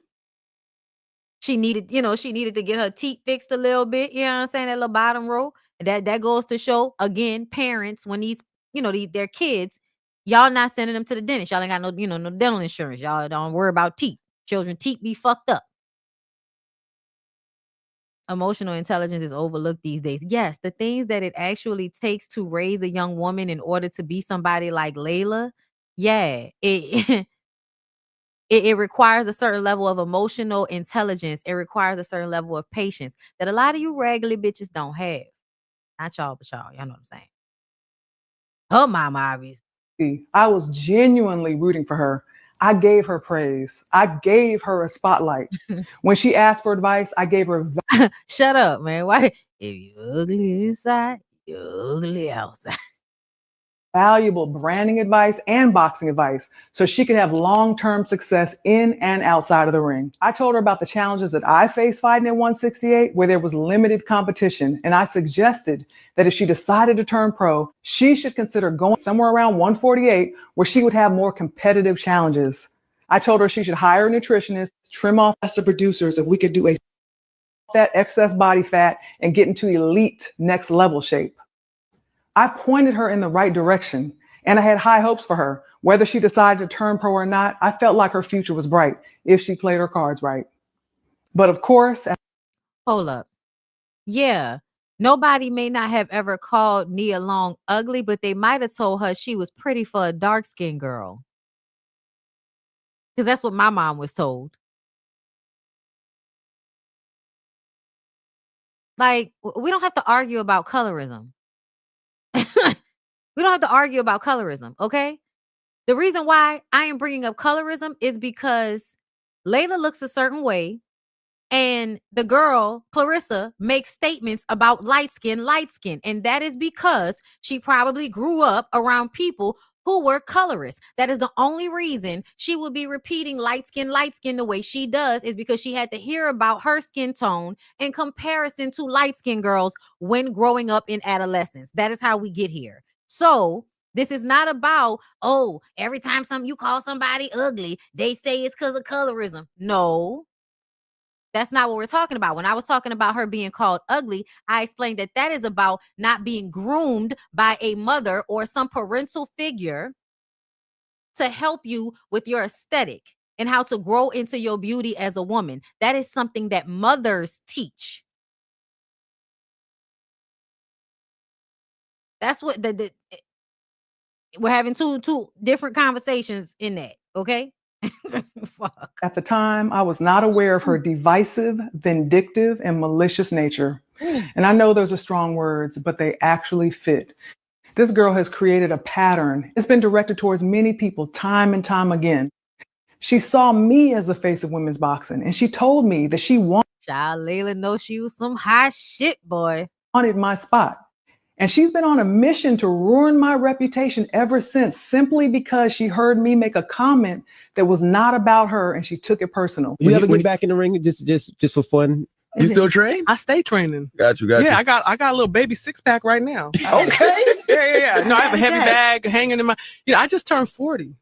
Because I think of my healthy lifestyle, the fact that I train all the time, I could pretty much do anything I wanted to. Well, I don't think that excess body fat and getting to elite, if there's anyone there for me right now that would actually give me a good challenge. Not somebody who sits back and complains about things. I think everything happens in due time. You got Clarissa Shields now, who's an Olympic champion. She's a young Black girl, came out of Flint, Michigan, lived a hard life, went through a lot. She went to the Olympics, won twice. Women's boxing wasn't in the Olympics when I fought. She actually fights at the weight class I fought in. And she's doing great. Women's boxing is getting some good attention. Now, remember, at the time, we were on good terms. She was reaching out to me and referring to me as Big Sis. But this was her response. I watched the Breakfast Club video with Laila Ali. I have so much respect for her. And I like her. I actually call her my big sis, but it was so many shots thrown. Like, if y'all really paid attention, her saying, oh, there's not nobody good enough at 168, my weight class, that could give her a challenge when I'm the number one in my, and, I'm just like, nah. And, I just feel like if there's anyone there. Okay, hold up. And I do want to say, I want to comment to this. If she been drinking that Flint water, I understand. And see, that's what I'm saying. Because that water problem in Flint, Michigan, that Flint, Michigan is a impoverished place, which is why the water was able to be fucked up. It still is fucked up from what I understand. And that is because poor Black people live there. Okay? So poor Black people, a lot of the times, have certain degenerate ideals when it comes to race, because this is what has been imparted on to them from their parents, grandparents in slavery. You see what I'm saying? So that's why I said what I said about what they were telling her when she was younger and how I relate poverty to certain mentalities. Okay. For me right now. And it's across the board, but I'm saying it's even more prevalent. It's even more prevalent when people don't have a lot. You know what I'm saying? That would actually give me a good challenge. I'm not somebody who sits back and complains about things. You know, I think everything happens in due time. You got Clarissa Shields now, who's an Olympic champion. Mm-hmm. She's a young Black girl, came out. You know, she gave props where it's due, but you know, she also spoke on how, you know, what I'm doing for women's boxing is great, but it's not great enough for her. And it's like, we got two different goals and sets in life. You know, me winning 2 Olympic gold medals is just the beginning. You know, even when she was boxing, she never fought on Showtime, HBO. I fought the main event on Showtime. I don't know how many times now. Now, of course, I didn't respond to this, but I noted it. For someone who hardly had any experience as a professional boxer and who was supposedly looking up to me, for her to think that I would even call her name in a conversation about me fighting or making a comeback was silly to me. A year later, I was doing press for my show Homemade Simple on OWN, so I went on Sway Universe, another syndicated national show with millions of listeners. Are you watching women's boxing today? Oh, yeah. You like Clarissa? I do. I think that talented fighter, and she has the opportunity right now. The stage is set, you know, so now, you know, she gave props where it's due, but you know, she also spoke on how, you know, what I'm doing for women's boxing is great, but it's not great enough for her. And it's like, we got two different goals and sets in life. You know, me winning 2. Now she just has to kind of do her thing. I had Clarissa here, right? I asked her, who does she think will win and you against you in your prime and her now? And this is what she said. She's not cut like me. She don't take the challenges. Like, she didn't fight against Ann Wolf. I fight against the best and beat the best. And if Laila Ali was to come out of retirement, I beat her too. That's not anything I haven't heard before. First of all, she's supposed to feel like she's a greatest. Absolutely. But just because you think you are doesn't mean you are. Okay. I like to support and uplift people. And I think that on your way up, just do your best not to disparage those that have come before you. First of all, she could never beat me. Okay. Let me just get that straight right now. You want to get that straight, Laila? Let's get that straight right now. Okay. And not simply because she's not strong enough, okay, because I would definitely knock her out, but because she's not talented enough to beat me. Now you've seen what she's been referring to. So she felt justified to go on a tirade. Laila lost a lot of weight, but it was something about her saying that with that weight on her that made me believe that shit. I was just like, girl, oh, Lord. She looked good in both, you know, in both times. And of course, her. Now you've seen what she's been referring to. So she felt justified to go on a tirade. Now she just has to kind of tirade. And of course, she's twisted the story over the years and taken my comments out of context. Now, according to her, I just started talking about knocking her out just out of jealousy. Now you've seen what I said, what she said, how this started, and you can see she pitted herself against me in a fight. Now, I know some of this younger generation may not be familiar with me, but I've never been one to just talk about things I can't do. When I said that I would knock her out back in 2019, it wasn't any different than what I've said to anyone who's challenged me in the past. You can go back and look at tape on me. And I say I knock all them hoes out. Okay. As soon as she said that, you one of the hoes I'll knock out. You wasn't in that category before, but since you want to put yourself in that category, bitch, you are now a part of the and I'll knock that hoe out too crew. That was not just talk for me. It's what I did. TKO, KO, it didn't matter. I was going to stop you. It wasn't going to a decision. And if you didn't belong in there with me. And also, y'all, let me clock this. Her saying you wasn't on Showtime, you wasn't on HBO. And it's like, because all of the fights was on pay-per-view back in the day. First the fuck all. Like, Laila did pay-per-view fights. I remember. My dad was a huge boxing fan. So, you know, we was going to watch Muhammad Ali daughter fight. You know what I'm saying? Me, I was going to get you out of there. Here she is on a recent podcast explaining how she's passing the torch and that she has created a blueprint for success, which she is now sharing with other female fighters. I actually promote a woman fighter and I'm giving her all the jewels and stuff that I know so she can get her big payday. Tirade. And of course, too. It's a blueprint now on how you make $1 million, even if you don't have the gold medals. The biggest blueprint is build your brand. Oh, she must have forgot years ago she recorded this and said that I gave her the piece of advice that she is now referring to as the most valuable piece of information that you need to be successful. But supposedly I didn't support her and I didn't want to pass the torch. Laila Ali told me to build my brand, a good brand, and a brand that I want to represent and stand for. And she said, have good people behind me who I trust. So this whole... And you didn't listen. You obviously didn't listen because as everybody is saying in the comments, Clarissa, they just don't like you, bitch. I tried, okay? I tried. Y'all know I'm always be fair. I don't care whether I like you or not. I'm going to try to be fair. I'll admit when I don't like a bitch. And I would love to say that, you see, Nikki, this is how you handle somebody under you who's coming at you. If you really have been so supportive, come on out. Lay it out, okay? Rock Nation Desiree, come on out. Lay it out. Call Laila. Ask her how she did it. Get those video clips in there. Make it make sense for us. Talk to me like I'm two, okay? And then maybe we'll believe. I need clear, concise reporting. Back to Laila. Idea that she started about me being jealous because of her accolades and her surpassing me. Do you realize that for years, fans have believed that there's so many fighters that are better than me? I mean, they have more titles than me. Multi-million-dollar fights are happening. More money than I ever made. More money than she's making. So I guess if I'm supposedly jealous of her, I must be hating on them too, right? Nope, I actually celebrate other women's success. I have relationships with those women. We have mutual respect. It's all love. She's the only one who decided to make herself my opposition. You know what my father would say? She's a generic wannabe. My father would not want to share his name or image with her. She does not represent anything about him in the ring or outside of the ring. Now, many of us, including myself, had high hopes for her. I supported her. I sent her off in the right direction, but she has become...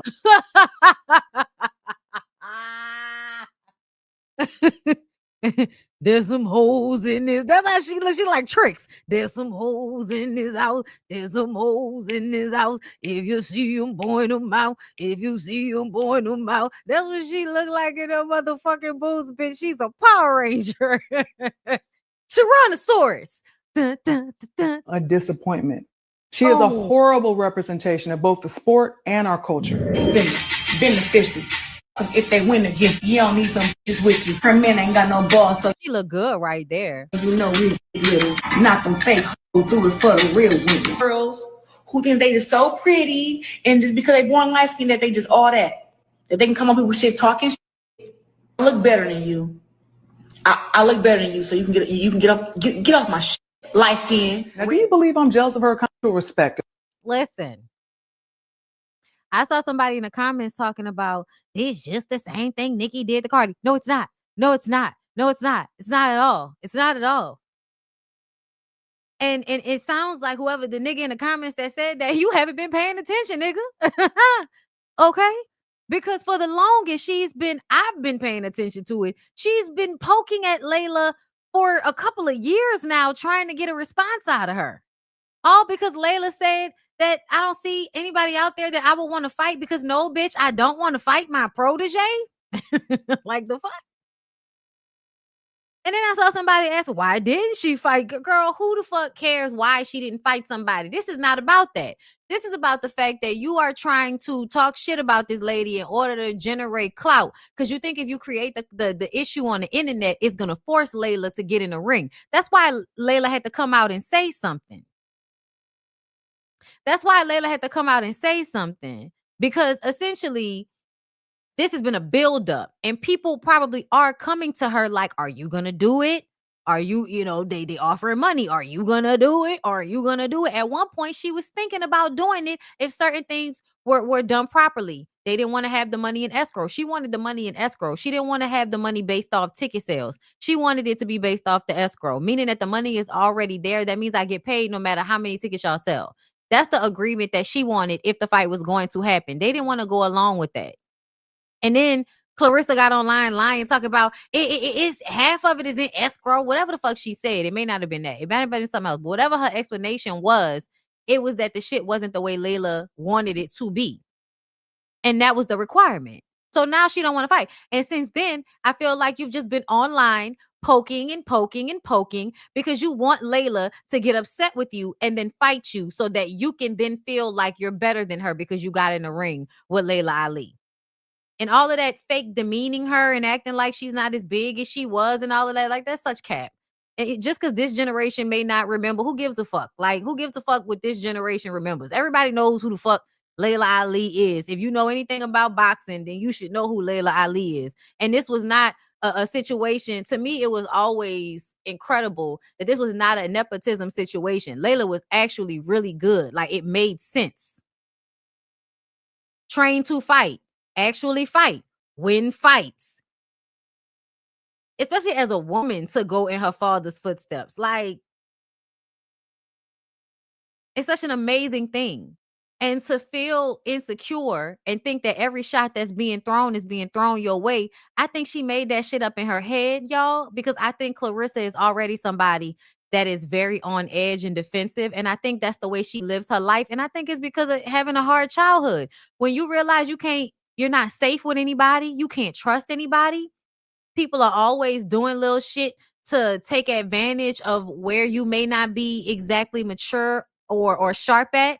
I feel like she probably is a young girl that was made fun of a lot and that was also probably abused because of what she did not know. So now there's a level of defensiveness and a level of, well, I gotta get the power. I gotta get the power. And the way to do that for people that are really insecure is for them to troll. That's what really insecure people do, y'all. Like, they don't know how else to get the response and reaction that they want. They don't feel like they can get it off who they are because they don't have any real confidence in that. They have confidence in how they're able to manipulate people. So yeah, I think that's what this is ultimately about. This is not about any real facts. This is simply about the fact that you were always jealous of the lady. The lady did big you up. It was never good enough because it never was going to be good enough because whoever fucked Clarissa up, they fuck Clarissa up. It is what it is. And because she's a boxer, you're also going to have the ego to, float like a butterfly and sting like a fucking bee. You know what I'm saying? Rumble, young bitch, rumble. Like, you're going to have this ego that keeps you from being self-aware enough to see what you actually look like, to see what's actually happening. She doesn't have any real self-awareness. That's also an extension of how she didn't know what to do with her look. Lack of self-awareness. Even the relationship with Pap, she don't know how she look with that shit. She looks crazy. She looks crazy. There was a video I saw the other day where she was like, oh, I got him tattooed right here. And I'm going to get him tattooed right here. And I know what it is, y'all. I know what it is. It's, I wish I wish I could have been the girl that got to be ignorant about her nigga. Like, my man. Like, you could tell that she always wanted to be that girl. She always wanted to be the girl that a drug dealer was gonna dote on, that he was gonna spend a lot of money on, that he was gonna beat somebody up for. Because like when she said that dude, Papoose punched dude on her behalf, like, bitch, you don't need nobody to punch nobody for you. I get it, like, that's how it should have went. But I was just thinking to myself, like, bitch, you could have punched him. Like, why you acting like it wouldn't have been a quick foul, man? Move. Go ahead about your business, bro. You know what I mean?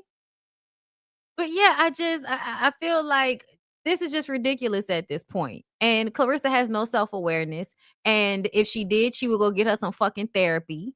Like, because you need to talk to somebody and you need to see how your actual decisions are being reflected back to you, because it's like you can't see it. You can't see that you look crazy. You can't see that this is a demeaning of yourself to make yourself famous for being this man's girlfriend when he's not even divorced, and when you should be famous for who you are. But instead, you rather tag your bag onto Papoose, and I think unconsciously you sabotage your shit. That's what I think. I think subconsciously, if you would not have come out with Papoose when that movie was coming out, what you could have done for yourself had you not done that. You making all of those issues with Remy Ma and coming out as fucking the married man during the same month, week, whatever it was of your film coming out, it made people not want to go and see your film. It made me not want to go and see your film. I want to see it, but I would have wanted to see it more if I had no idea who you were on this personal level. And I just saw a black girl that got it out the mud and was boxing. I would have wanted to go see that just off that alone. But because of the way you got online and handled the Remy situation, which was like you was proud of some shit that you should not be proud of, which is you should not be proud of claiming or being claimed by a man that is still in some ways wrapped up with his ex. And this is not the agreement. And the reason why I say he wrapped up is because why haven't you filed, like it took him too long to file the divorce papers. I think they filed, I don't know if the divorce has gone through yet. I don't know what's going on with that. I think Remy is fucked up and I think Pap is fucked up. I think these are two fucked up individuals, but I did notice the way I felt like people were always trying to make Remy out to seem like she was the bad guy and Papoose was some fucking angel. And that's just not how life works. That's just not how life works to me. Okay. So yeah, I think Clarissa self-sabotages. And I think whatever happened in childhood was severely fucked up.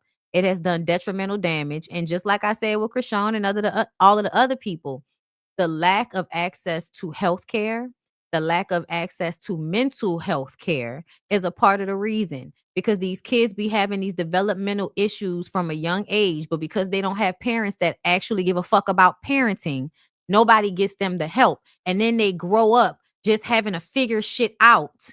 And I think it makes it hard on them. It makes it hard. And when it makes life hard like that, it makes you hard because nobody had any empathy for you. Now you out here just being a complete another asshole, not giving a fuck because nobody gave a fuck about you. So yeah, that's where I'm at with this. Girl, let's go here first because I wanted to talk to y'all about this. Anytime you see this girl's face, just know it's probably about to be some dumb shit. Why do women have to prove their value, but men just have to show up? I think it's the opposite. I think men have to prove their value and a woman just has to show up. It depends on who you asking. No, I think if you're pretty, you could get access to the parties, to the invite only, to the private yachts, to the billionaires club, just because they want to have you in the room. Now, we know what they want you in the room for, but if you're smart, you don't go for it. You work the room so that they invite you directly after. Whereas men got to earn the money, have the job, get the accolades, do the achievement in order to even almost have access to some of the things that she gets. So I actually feel like beautiful women get much more opportunities than men do. What y'all think? We think you're pandering to men like you always do. That's what you do. You pander to men. You take the perspective of men from how ill-informed they are about the way women relate to men, and you disseminate it as if it's true. Now, in real life, and when I say in real life, I mean the actuality of the situation is that women can be beautiful and be valuable to a man without doing anything. And I will give the example of who y'all mentioned earlier, Nia Long and Jeezy. They did an interview. Her sitting there talking to that man all of a sudden made y'all look at him like he was somebody that could be in a relationship with Nia Long. Y'all were like, oh, they would look good together. That would then put him in a more favorable light to you if he was with her, right? But Nia also had to do shit. She wasn't just pretty. She had to do shit because nobody can just sit down and just be pretty and hope for the best. And another thing that she said is why the men want you in the rooms. She so quickly glazed over that part. But that's another part of this that men are often missing. When women get in rooms just because of how they look, a lot of the times it is because the men want to fuck them. And if the women don't want to fuck the men, they're either going to be discarded, disrespected, or great. So saying that women get more opportunities to be in these rooms, for what though? Because I don't want to be like, oh yay, I have a better opportunity to get assaulted than a man. My God, I'm so lucky. I'm so lucky that I have a better opportunity to be assaulted than a man. I think that's like, that just shows that my life is so much more easier because somebody's always trying to steal my pussy.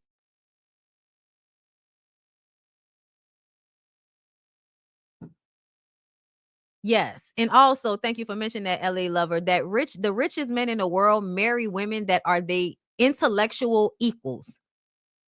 Meaning that most men that are trying to build something don't just get with a pretty stupid woman. They get with women that also went to college, not that just so happen to be good at running their fucking mouth. Like, they get with women that are going to the same law school they're going to, that went to the same business school that they went to. But in a patriarchal society, amongst average Black women, yes, men get to just show up. Absolutely. Men just get to show up. Are you serious? Abso-fucking-lutely. That's how they're being raised.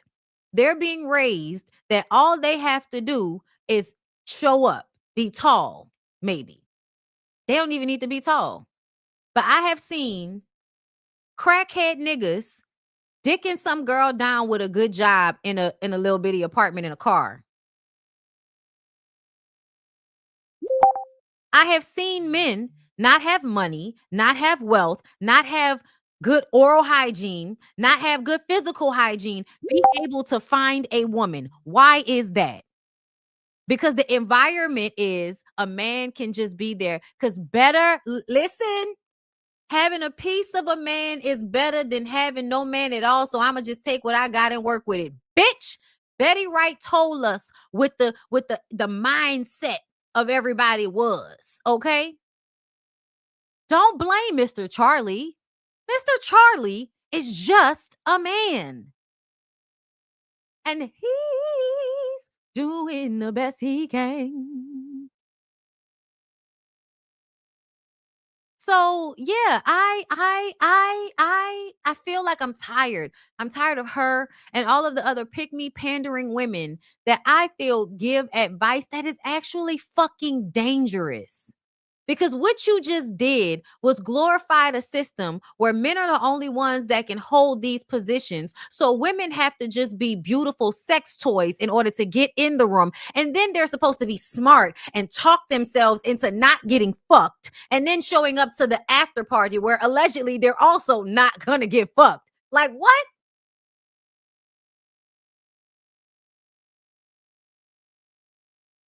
You are not about to act like a woman should want to get in a space with men that might want to assault her because she's just beautiful and they have money. And so they should just be able to do whatever they want to anybody.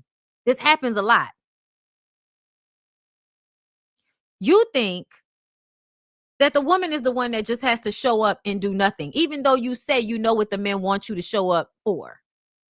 That means they don't have to show up and do nothing. It means they have to show up and give coochie or head.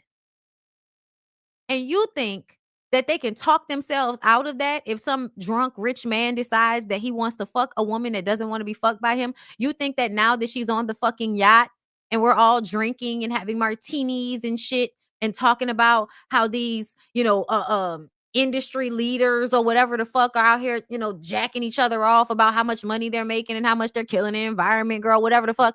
You think that they're just waiting to have an intellectual conversation with you so that you can become a business partner? Is that what she thinks? You are giving advice that I think will lead. And then she's the same type of woman that judges like 304s and shit. Listen, I don't judge anybody. Do what you want to do to get into the rooms you want to get into, because some people are willing to do a lot, and some people are not set up to do all of that. And ain't no judgment either way. I don't judge women for doing what they do to get wherever they are. But what I have a problem with is when you give misinformation for the sake of pandering to dick. Because see, dick is going to be all right in a situation. Coochie is the one that's going to end up being fucked against its will a lot of the times. Not to say that this doesn't happen to men. It does. You know what I'm saying? But in this situation, we're talking about men and women. The women are going to be the ones that could possibly get put in a situation where, somebody assaults them. But you are giving this advice for men that are going to have the probability of assaulting women because they're rich men and they should just be able to interact with women however they want to, knowing that the women are trying to get more out of the situation. So dangle opportunity so that you can get coochie. And you're telling them that they should just be smart and not get fucked, but still be in the room and do all of that. Is that what you think? Okay, girl. I'm going to tell y'all to do what y'all want to do. But I'ma also tell you to never lead with looks if you not trying to get fucked. Now, if you willing to fuck people for it, do your thing. I can't tell you how to sock it too. It just depends on who you're asking. Personally, I don't know the answer. I just feel like for me personally, I think that as a woman, I get more opportunities than a man because I think that men want me to be in the space, but they don't expect me to. I think that's such a crazy thing for you to fucking say. What men are you talking about? Because men are the ones who are dictating the space. Does she think that poor men and rich men are not like, what does she think is happening? It's almost like she's separating rich men from all the other men. Like, it's the men that want you in the room. Why are you acting like you get more opportunities than the men that are giving you the opportunity? That doesn't make any fucking sense. Come with the character or the work ethic that I come with. And that's what keeps me in the room. What I look like might get me to the room, maybe if I know somebody, but what I'm built by or built of is what keeps me in the room. Why do women have, which is an insatiable need to desperately pander to men, apparently. For money, I'm sure. She looks well taken care of. Beautiful girl, beautiful gowns, beautiful box braids. Ill intentions. Because I'm not even gonna call you stupid. I think you're very smart, and I think you know exactly what you're doing. I just get tired of y'all. So let's move on. What else am I talking about today? Saweetie. Saweetie responded. Y'all was calling that lady a hoe.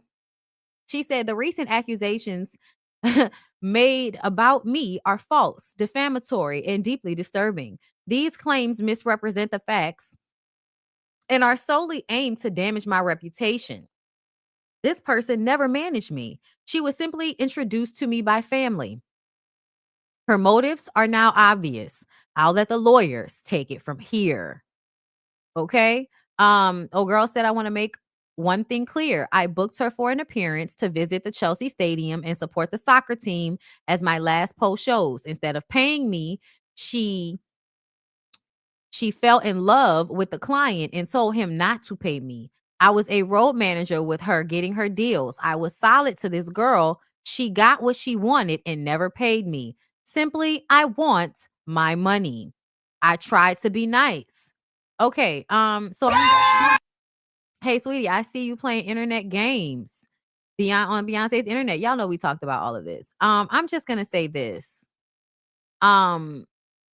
It's hard to get your money for illegal shit, which is why you should probably try to get your money up front. They want Saj to lower his wages with Saweetie on his roster. Please be serious. You thought you was getting $180K per week pay raise, and then Saweetie asking for her third Birkin bag this week. It's Wednesday. I'll tell a joke, but I ain't never told a lie. I sent you to Dubai because you never balled before. Like, girl. Yeah, okay. So I can believe that you were playing hookup. You were playing madam. I don't know how that ensures that you're supposed to get paid, but I just kind of feel like, girl, take the motherfucking L. Like, this is just so lame to me because essentially, are you telling everybody that you're a madam and that you sold Saweetie's coochie to this rich man and told the rich man not to pay? Because shouldn't you be suing him because he was the one that was supposed to pay? This is all very confusing. But what I will say is you hoes are dumb. I will say that you hoes are dumb. And I would also say that coming to the internet to try to get your money shows that you probably don't really have any power or any real clout. Because why would you come to the internet to expose yourself for what you're doing while simultaneously bringing attention to somebody else? And a play, a soccer player, whoever the fuck the dude is. Like, right, John's pay. That's not like, why are you suing the whore instead of the John? If you're the madam, like, you were supposed to get your money from him and now you're blaming her. Like, he's not a grown-ass man with a bunch of money? Yeah, excuse me. This is all stupid. This is all stupid.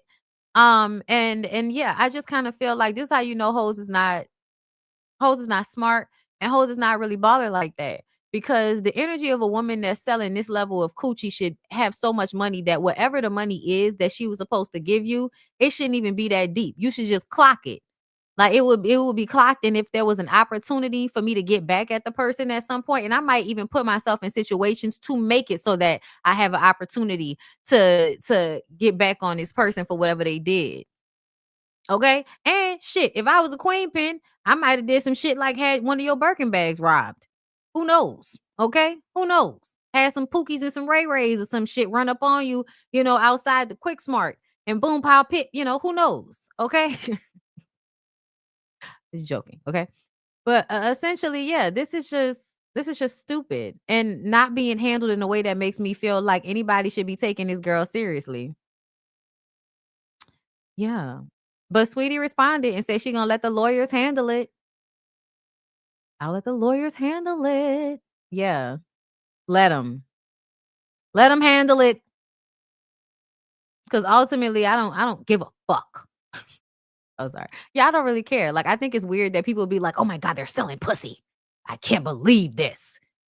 Bitch, if you took bill money from that nigga in exchange for coochie, you know you don't have a right to feel away, right? Okay. I just want to level with everybody. I grew up around people that, he can come over, leave a little money in the mailbox. Like, I grew up around people that absolutely exchange energy and time for money with lonely old niggas that want it. So yeah, I don't know. I don't know what world the girls are living in, but I'm never shocked by people selling affection and coochie. I'm never surprised, girl. It's always a marketable. It's always marketable. Pussy is always marketable. It is what it is. Blame God. Don't blame me. So allow me to tell you why there was no way that Travis Hunter should have chosen to be baptized on the morning of a 1 o'clock game in Jacksonville, where he plays, obviously, for the Jaguars. Not under normal circumstances, but here's the point. These are not normal circumstances for Travis Hunter, the football player. It's a fucking football game. Would you calm down? The Jags are using him so little, especially on defense, where he is the most gifted, all-time gifted, that Travis Hunter is starting to lose interest. He's starting to check out mentally on the Jags.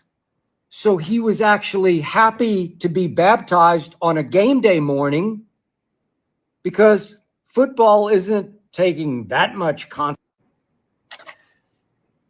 or focus or pregame mental preparation. Nope, not now. Now, I'm certainly not suggesting that getting baptized was any kind of protest on Travis's part. It was just a stunning. Why would anybody think it would be a protest? Did he make it to the game? Why would anybody think what he did before the game and he showed up for the game? What are you talking about? Sounds like you're trying to insinuate something while saying that that's not what you're saying. Indication, a stunning indication of where his head is at or not at right now. It's not really into football right now. I'll get to that point in just a minute. You're taking a long His time. attitude, obviously, in this case was, hey, they're not using me that much anyway. Why not get baptized on a game day morning? Even after they had one of the biggest wins in franchise history the previous Monday night at home against Kansas City. Why not get baptized before a 1 o'clock game against a very good Seattle Seahawks team in Jacksonville? Or focus. I don't get it. Or pregame. Yeah, I don't get it. Why are you bothered by this? I don't get it. Did he, y'all tell me in the comments, did he make it to the game? Like did they, you know, have like a little punch and cookies after and he didn't make it to the game or something? So let me go I don't know why it keeps doing that. Like Googling shit and then it'll go from one thing to the next. Like, what you doing, bitch? Let me see.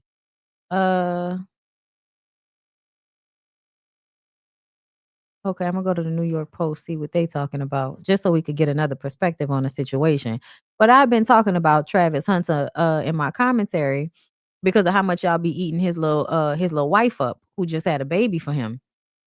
But you know, I pay attention to the way y'all try to demonize women all the time. Or these young girls, y'all always want to call some girl some fucking gold digger for being with a nigga that's gonna make money. And I just kind of feel like, shut up. Like, just shut up. Because these niggas are going to like be using those girls as maid mattresses and mules. Shout out to Erica De Niro. Like, the girls are gonna have to put their whole life on hold. Their life is gonna have to be about him and a kid. They're gonna have to be at home by themselves while he out fucking everybody. Yeah, they'll get a nice house and some nice trips and a nice bag, but they'll be really lonely as well.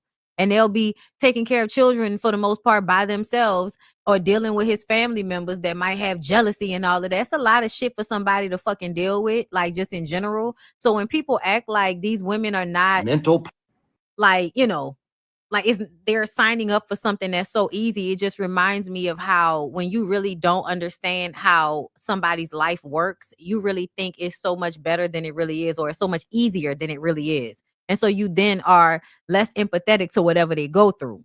And I think a lot of people feel like that about women. And I think that I wish these men would just admit, you want a baller. You want a baller, shot caller. Okay. So Jaguars two-way rookie Travis Hunter said his life was changed after getting baptized Sunday, hours before the team's loss to the Seahawks. So they lost. Okay.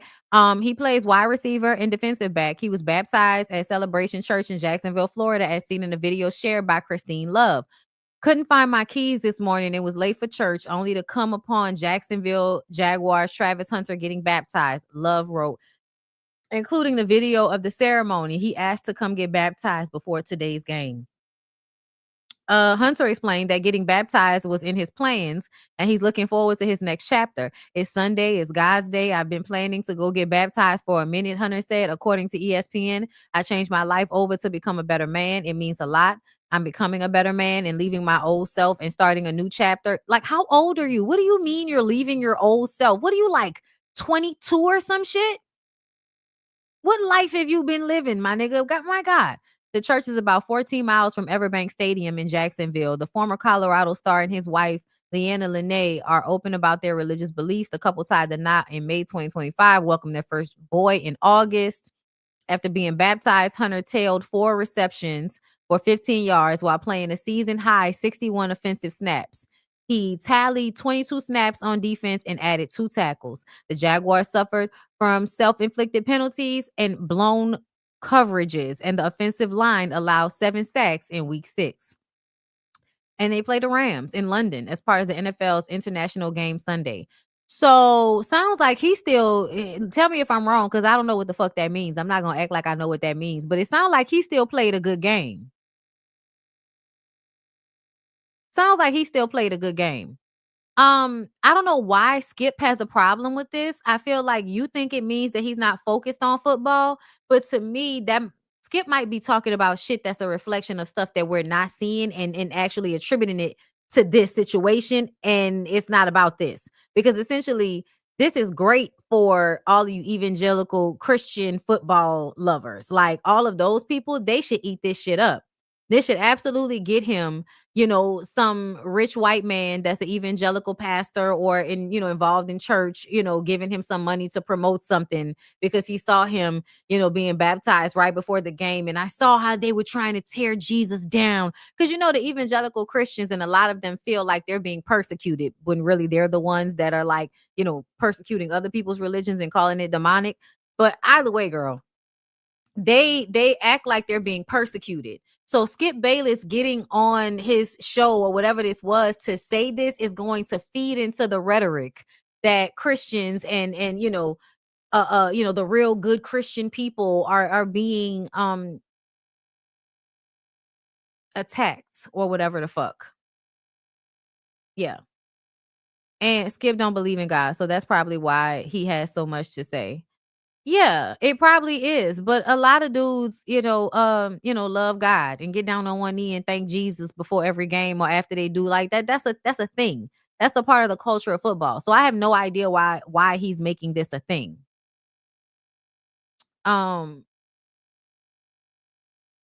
Persecuted and resurrected, girl. Listen, they do the fucking most. But either way, child, if he's still playing, he still showed up for the game, right? And what you trying to say that the loss was his fault because he went and got baptized first because his head not in the right spot? Like, Skip, first of all, stop being racist. This feels racist. Okay. I don't care if there were no racist words used during this racist statement. I don't give a fuck. It's giving racism, nigga. Like, why are you even talking about this? Okay. Weren't there other things to talk about? It's definitely giving y'all don't like the way this man is living his life. Somebody in the comments said God is more important than sports. And I was just like, since when? Y'all put those two things in a similar category. I can't tell you how many times I've heard motherfuckers talking about God, country, football. Like those things go hand in hand. All of those things go hand in hand. God, this country, nativism, and football. All that shit go together. I don't even know what Skip's talking about. This shit is actually weird. That's why I feel like it's racism. Because like, why are you acting like you ain't never seen how overly, Jesus freaky a lot of these niggas be? And the truth of the matter is they're soldiers. They're soldiers. They are like empty computers and you just tell them what to do. Football players, yeah, I think there's something about the way they build athletes to make them stupid. Is it just me? Like, I think, there are some that slip through the cracks and are actually smart.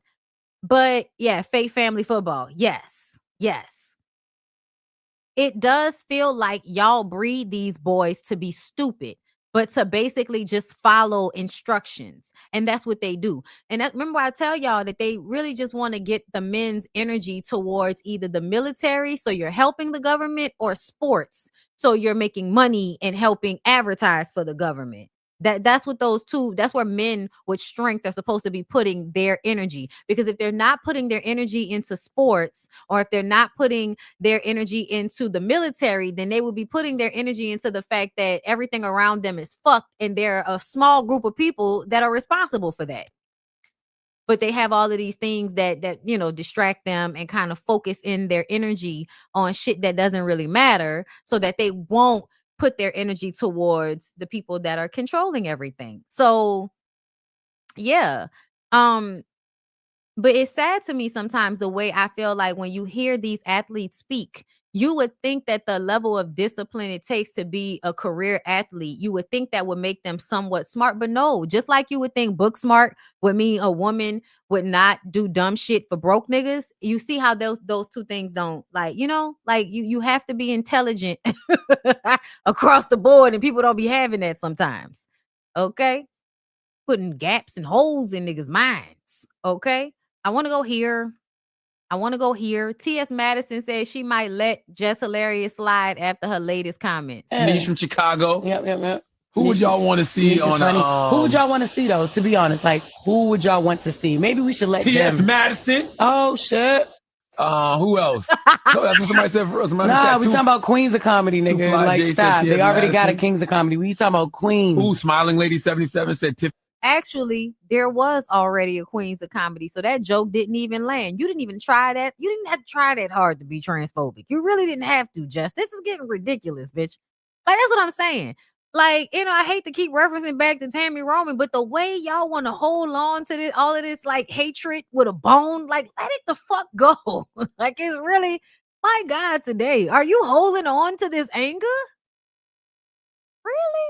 Haddish. Queens of comedy. Justina Valentine, not no comedian. Our generation, queen. No, she not. Queens of comedy. Okay. A lot of people saying Denise from Chicago. Yep. First of all, I think whoever said that in the comments said it to piss Jess off, and I think that Charlemagne said it so that they would have a moment. Because he's messy. That's what I think was happening in this moment.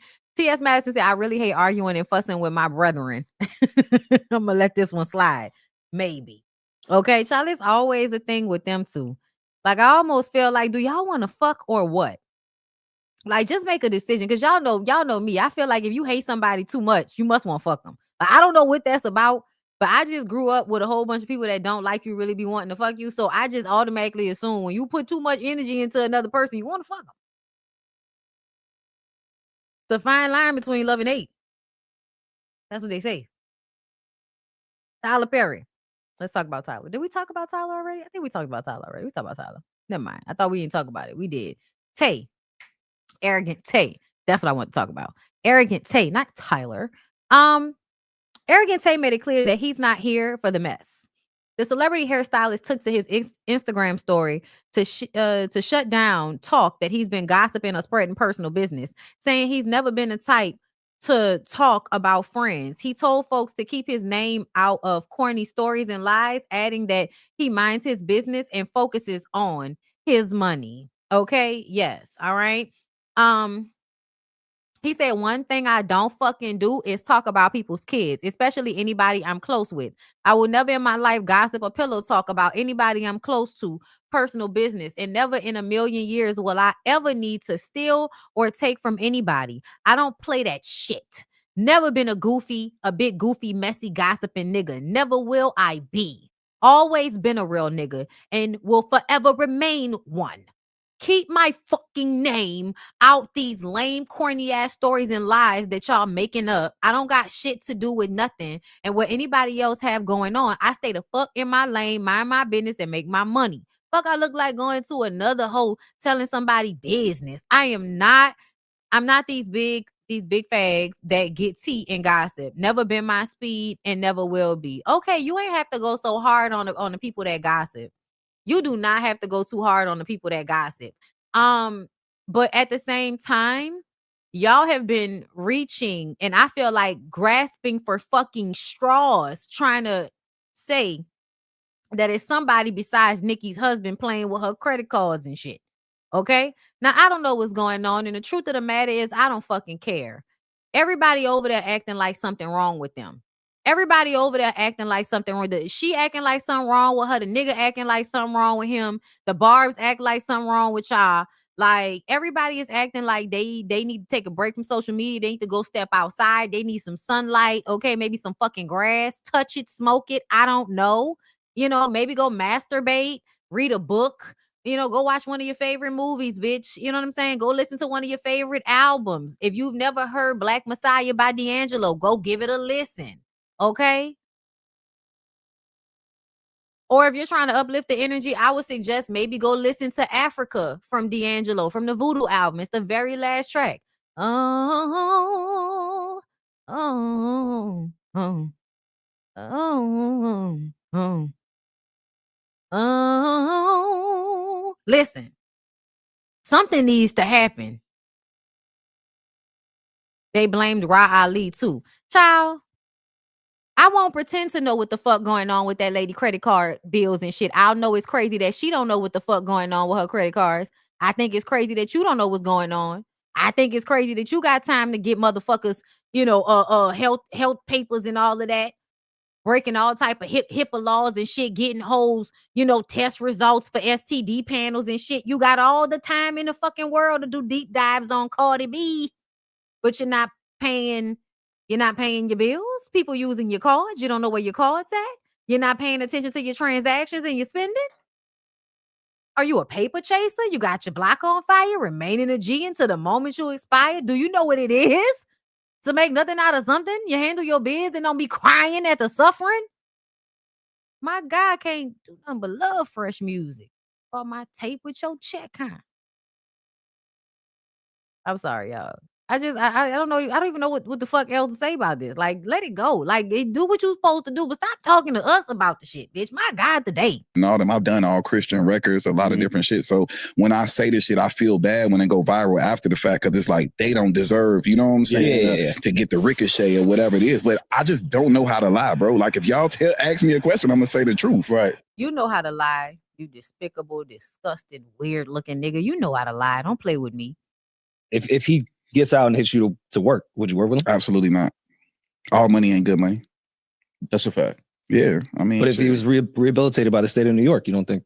You don't believe in you don't believe in our judicial system? No, I don't. He should be fine when he gets out. That's how it works. Recently again, like and all them. I've done all Christian records, a lot of different shit. So when I say this shit, I feel bad when it go viral after the fact, because it's like they don't deserve, you know what I'm saying, to get the ricochet. Did I miss the never working with Diddy again part? Let me listen to it again. Yeah, whatever it is. But I just don't know how to lie, bro. Like if y'all ask me a question, I'm gonna say the truth, right? If he gets out and hits you to work, would you work with him? Absolutely not. Okay. All money ain't good money. That's a fact. Yeah, I mean, but if he was rehabilitated by the state of New York, you don't think? You don't believe in you don't believe in our judicial system? I think that's a good decision. I don't like him, and I don't think he respects women or really likes women either. He has a very like vicious, like I'll never get over the way he did Hazel E. I don't even like Hazel E, and I just feel like I think when people take allowances and treat people badly just because they can, I think that means you're a fucked up individual, and I don't like people like that. So that's just what it is. I don't like this nigga, but I think it's smart that he don't work with him. Do I actually believe these niggas? No, but I guess we'll just have to wait and see. But it's not surprising, because at the end of the day, like, who the fuck cares about Diddy making music after this? Who cares about that? Nobody cares about that. There are so many other people that you can go work with. Like, we didn't need Diddy. Like, nobody even really cared about that Love album like that.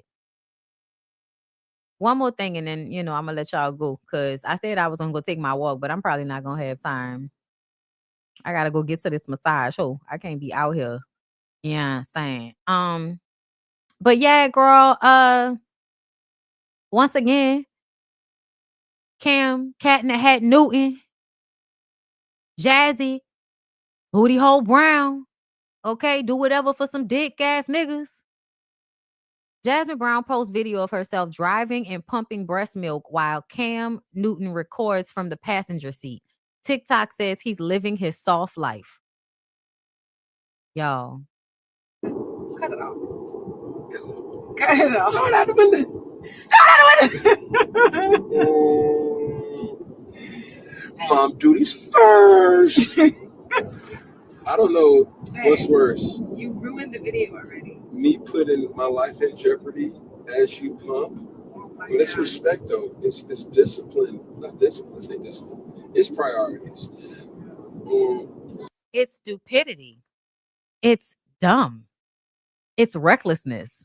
Why wouldn't you drive? Why wouldn't you drive while she pumps? And I'm not even blaming him for this, because it's obvious that this is something that she wanted to do. And that is because now we can just go ahead and call a thing, that Jazzy is enjoying using her motherhood and how this man is treating her to troll people on the internet. The only thing about that is, a lot of people that troll, they think that once people have the obvious reaction to whatever they're doing, that the people have gotten, you've got. I got you, bitch. Like, that's what they think. Oh, I got you, bitch. You mad because I'm pumping and driving at the same time? You think my nigga making me do this? I got you, bitch. Engagement. That's what they think. In my mind, I more so think about the way images affect the people that see them. And I just don't like things that are propaganda for a certain lifestyle that I feel like is unsafe.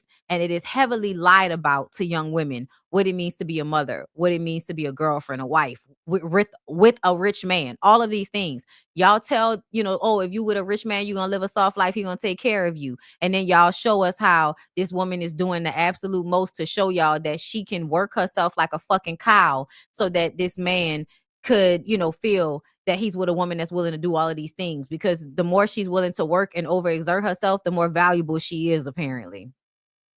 I don't go along with that. Okay. I don't go along with that. I feel like this doesn't make any sense. And I feel like what this teaches and what this shows is just negative propaganda that I don't want to subscribe to.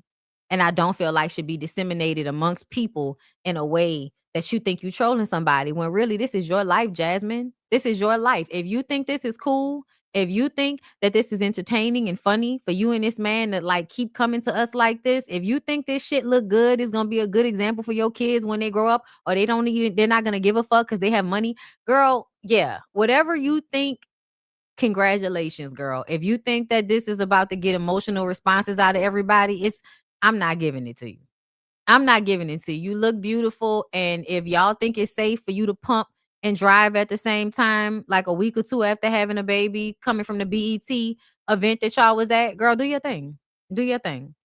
I think it'll be sad for kids to have such immature parents, but you won't be the only immature parents. So there's that. You look stunning, though. May this love never find me. Why isn't he driving? I feel like the first thing someone would say, he was probably drinking. But y'all, she likes this, actually loves this. She's pumping while driving. He's in a passenger seat. You know what? She chose this life. Moving on. Like, yeah, everybody is like at this point with this shit where it's like, okay, girl, he hates you. He hates you. You love it. Congratulations. Operator, put my baby on the line. That's all I got. Ain't got no more.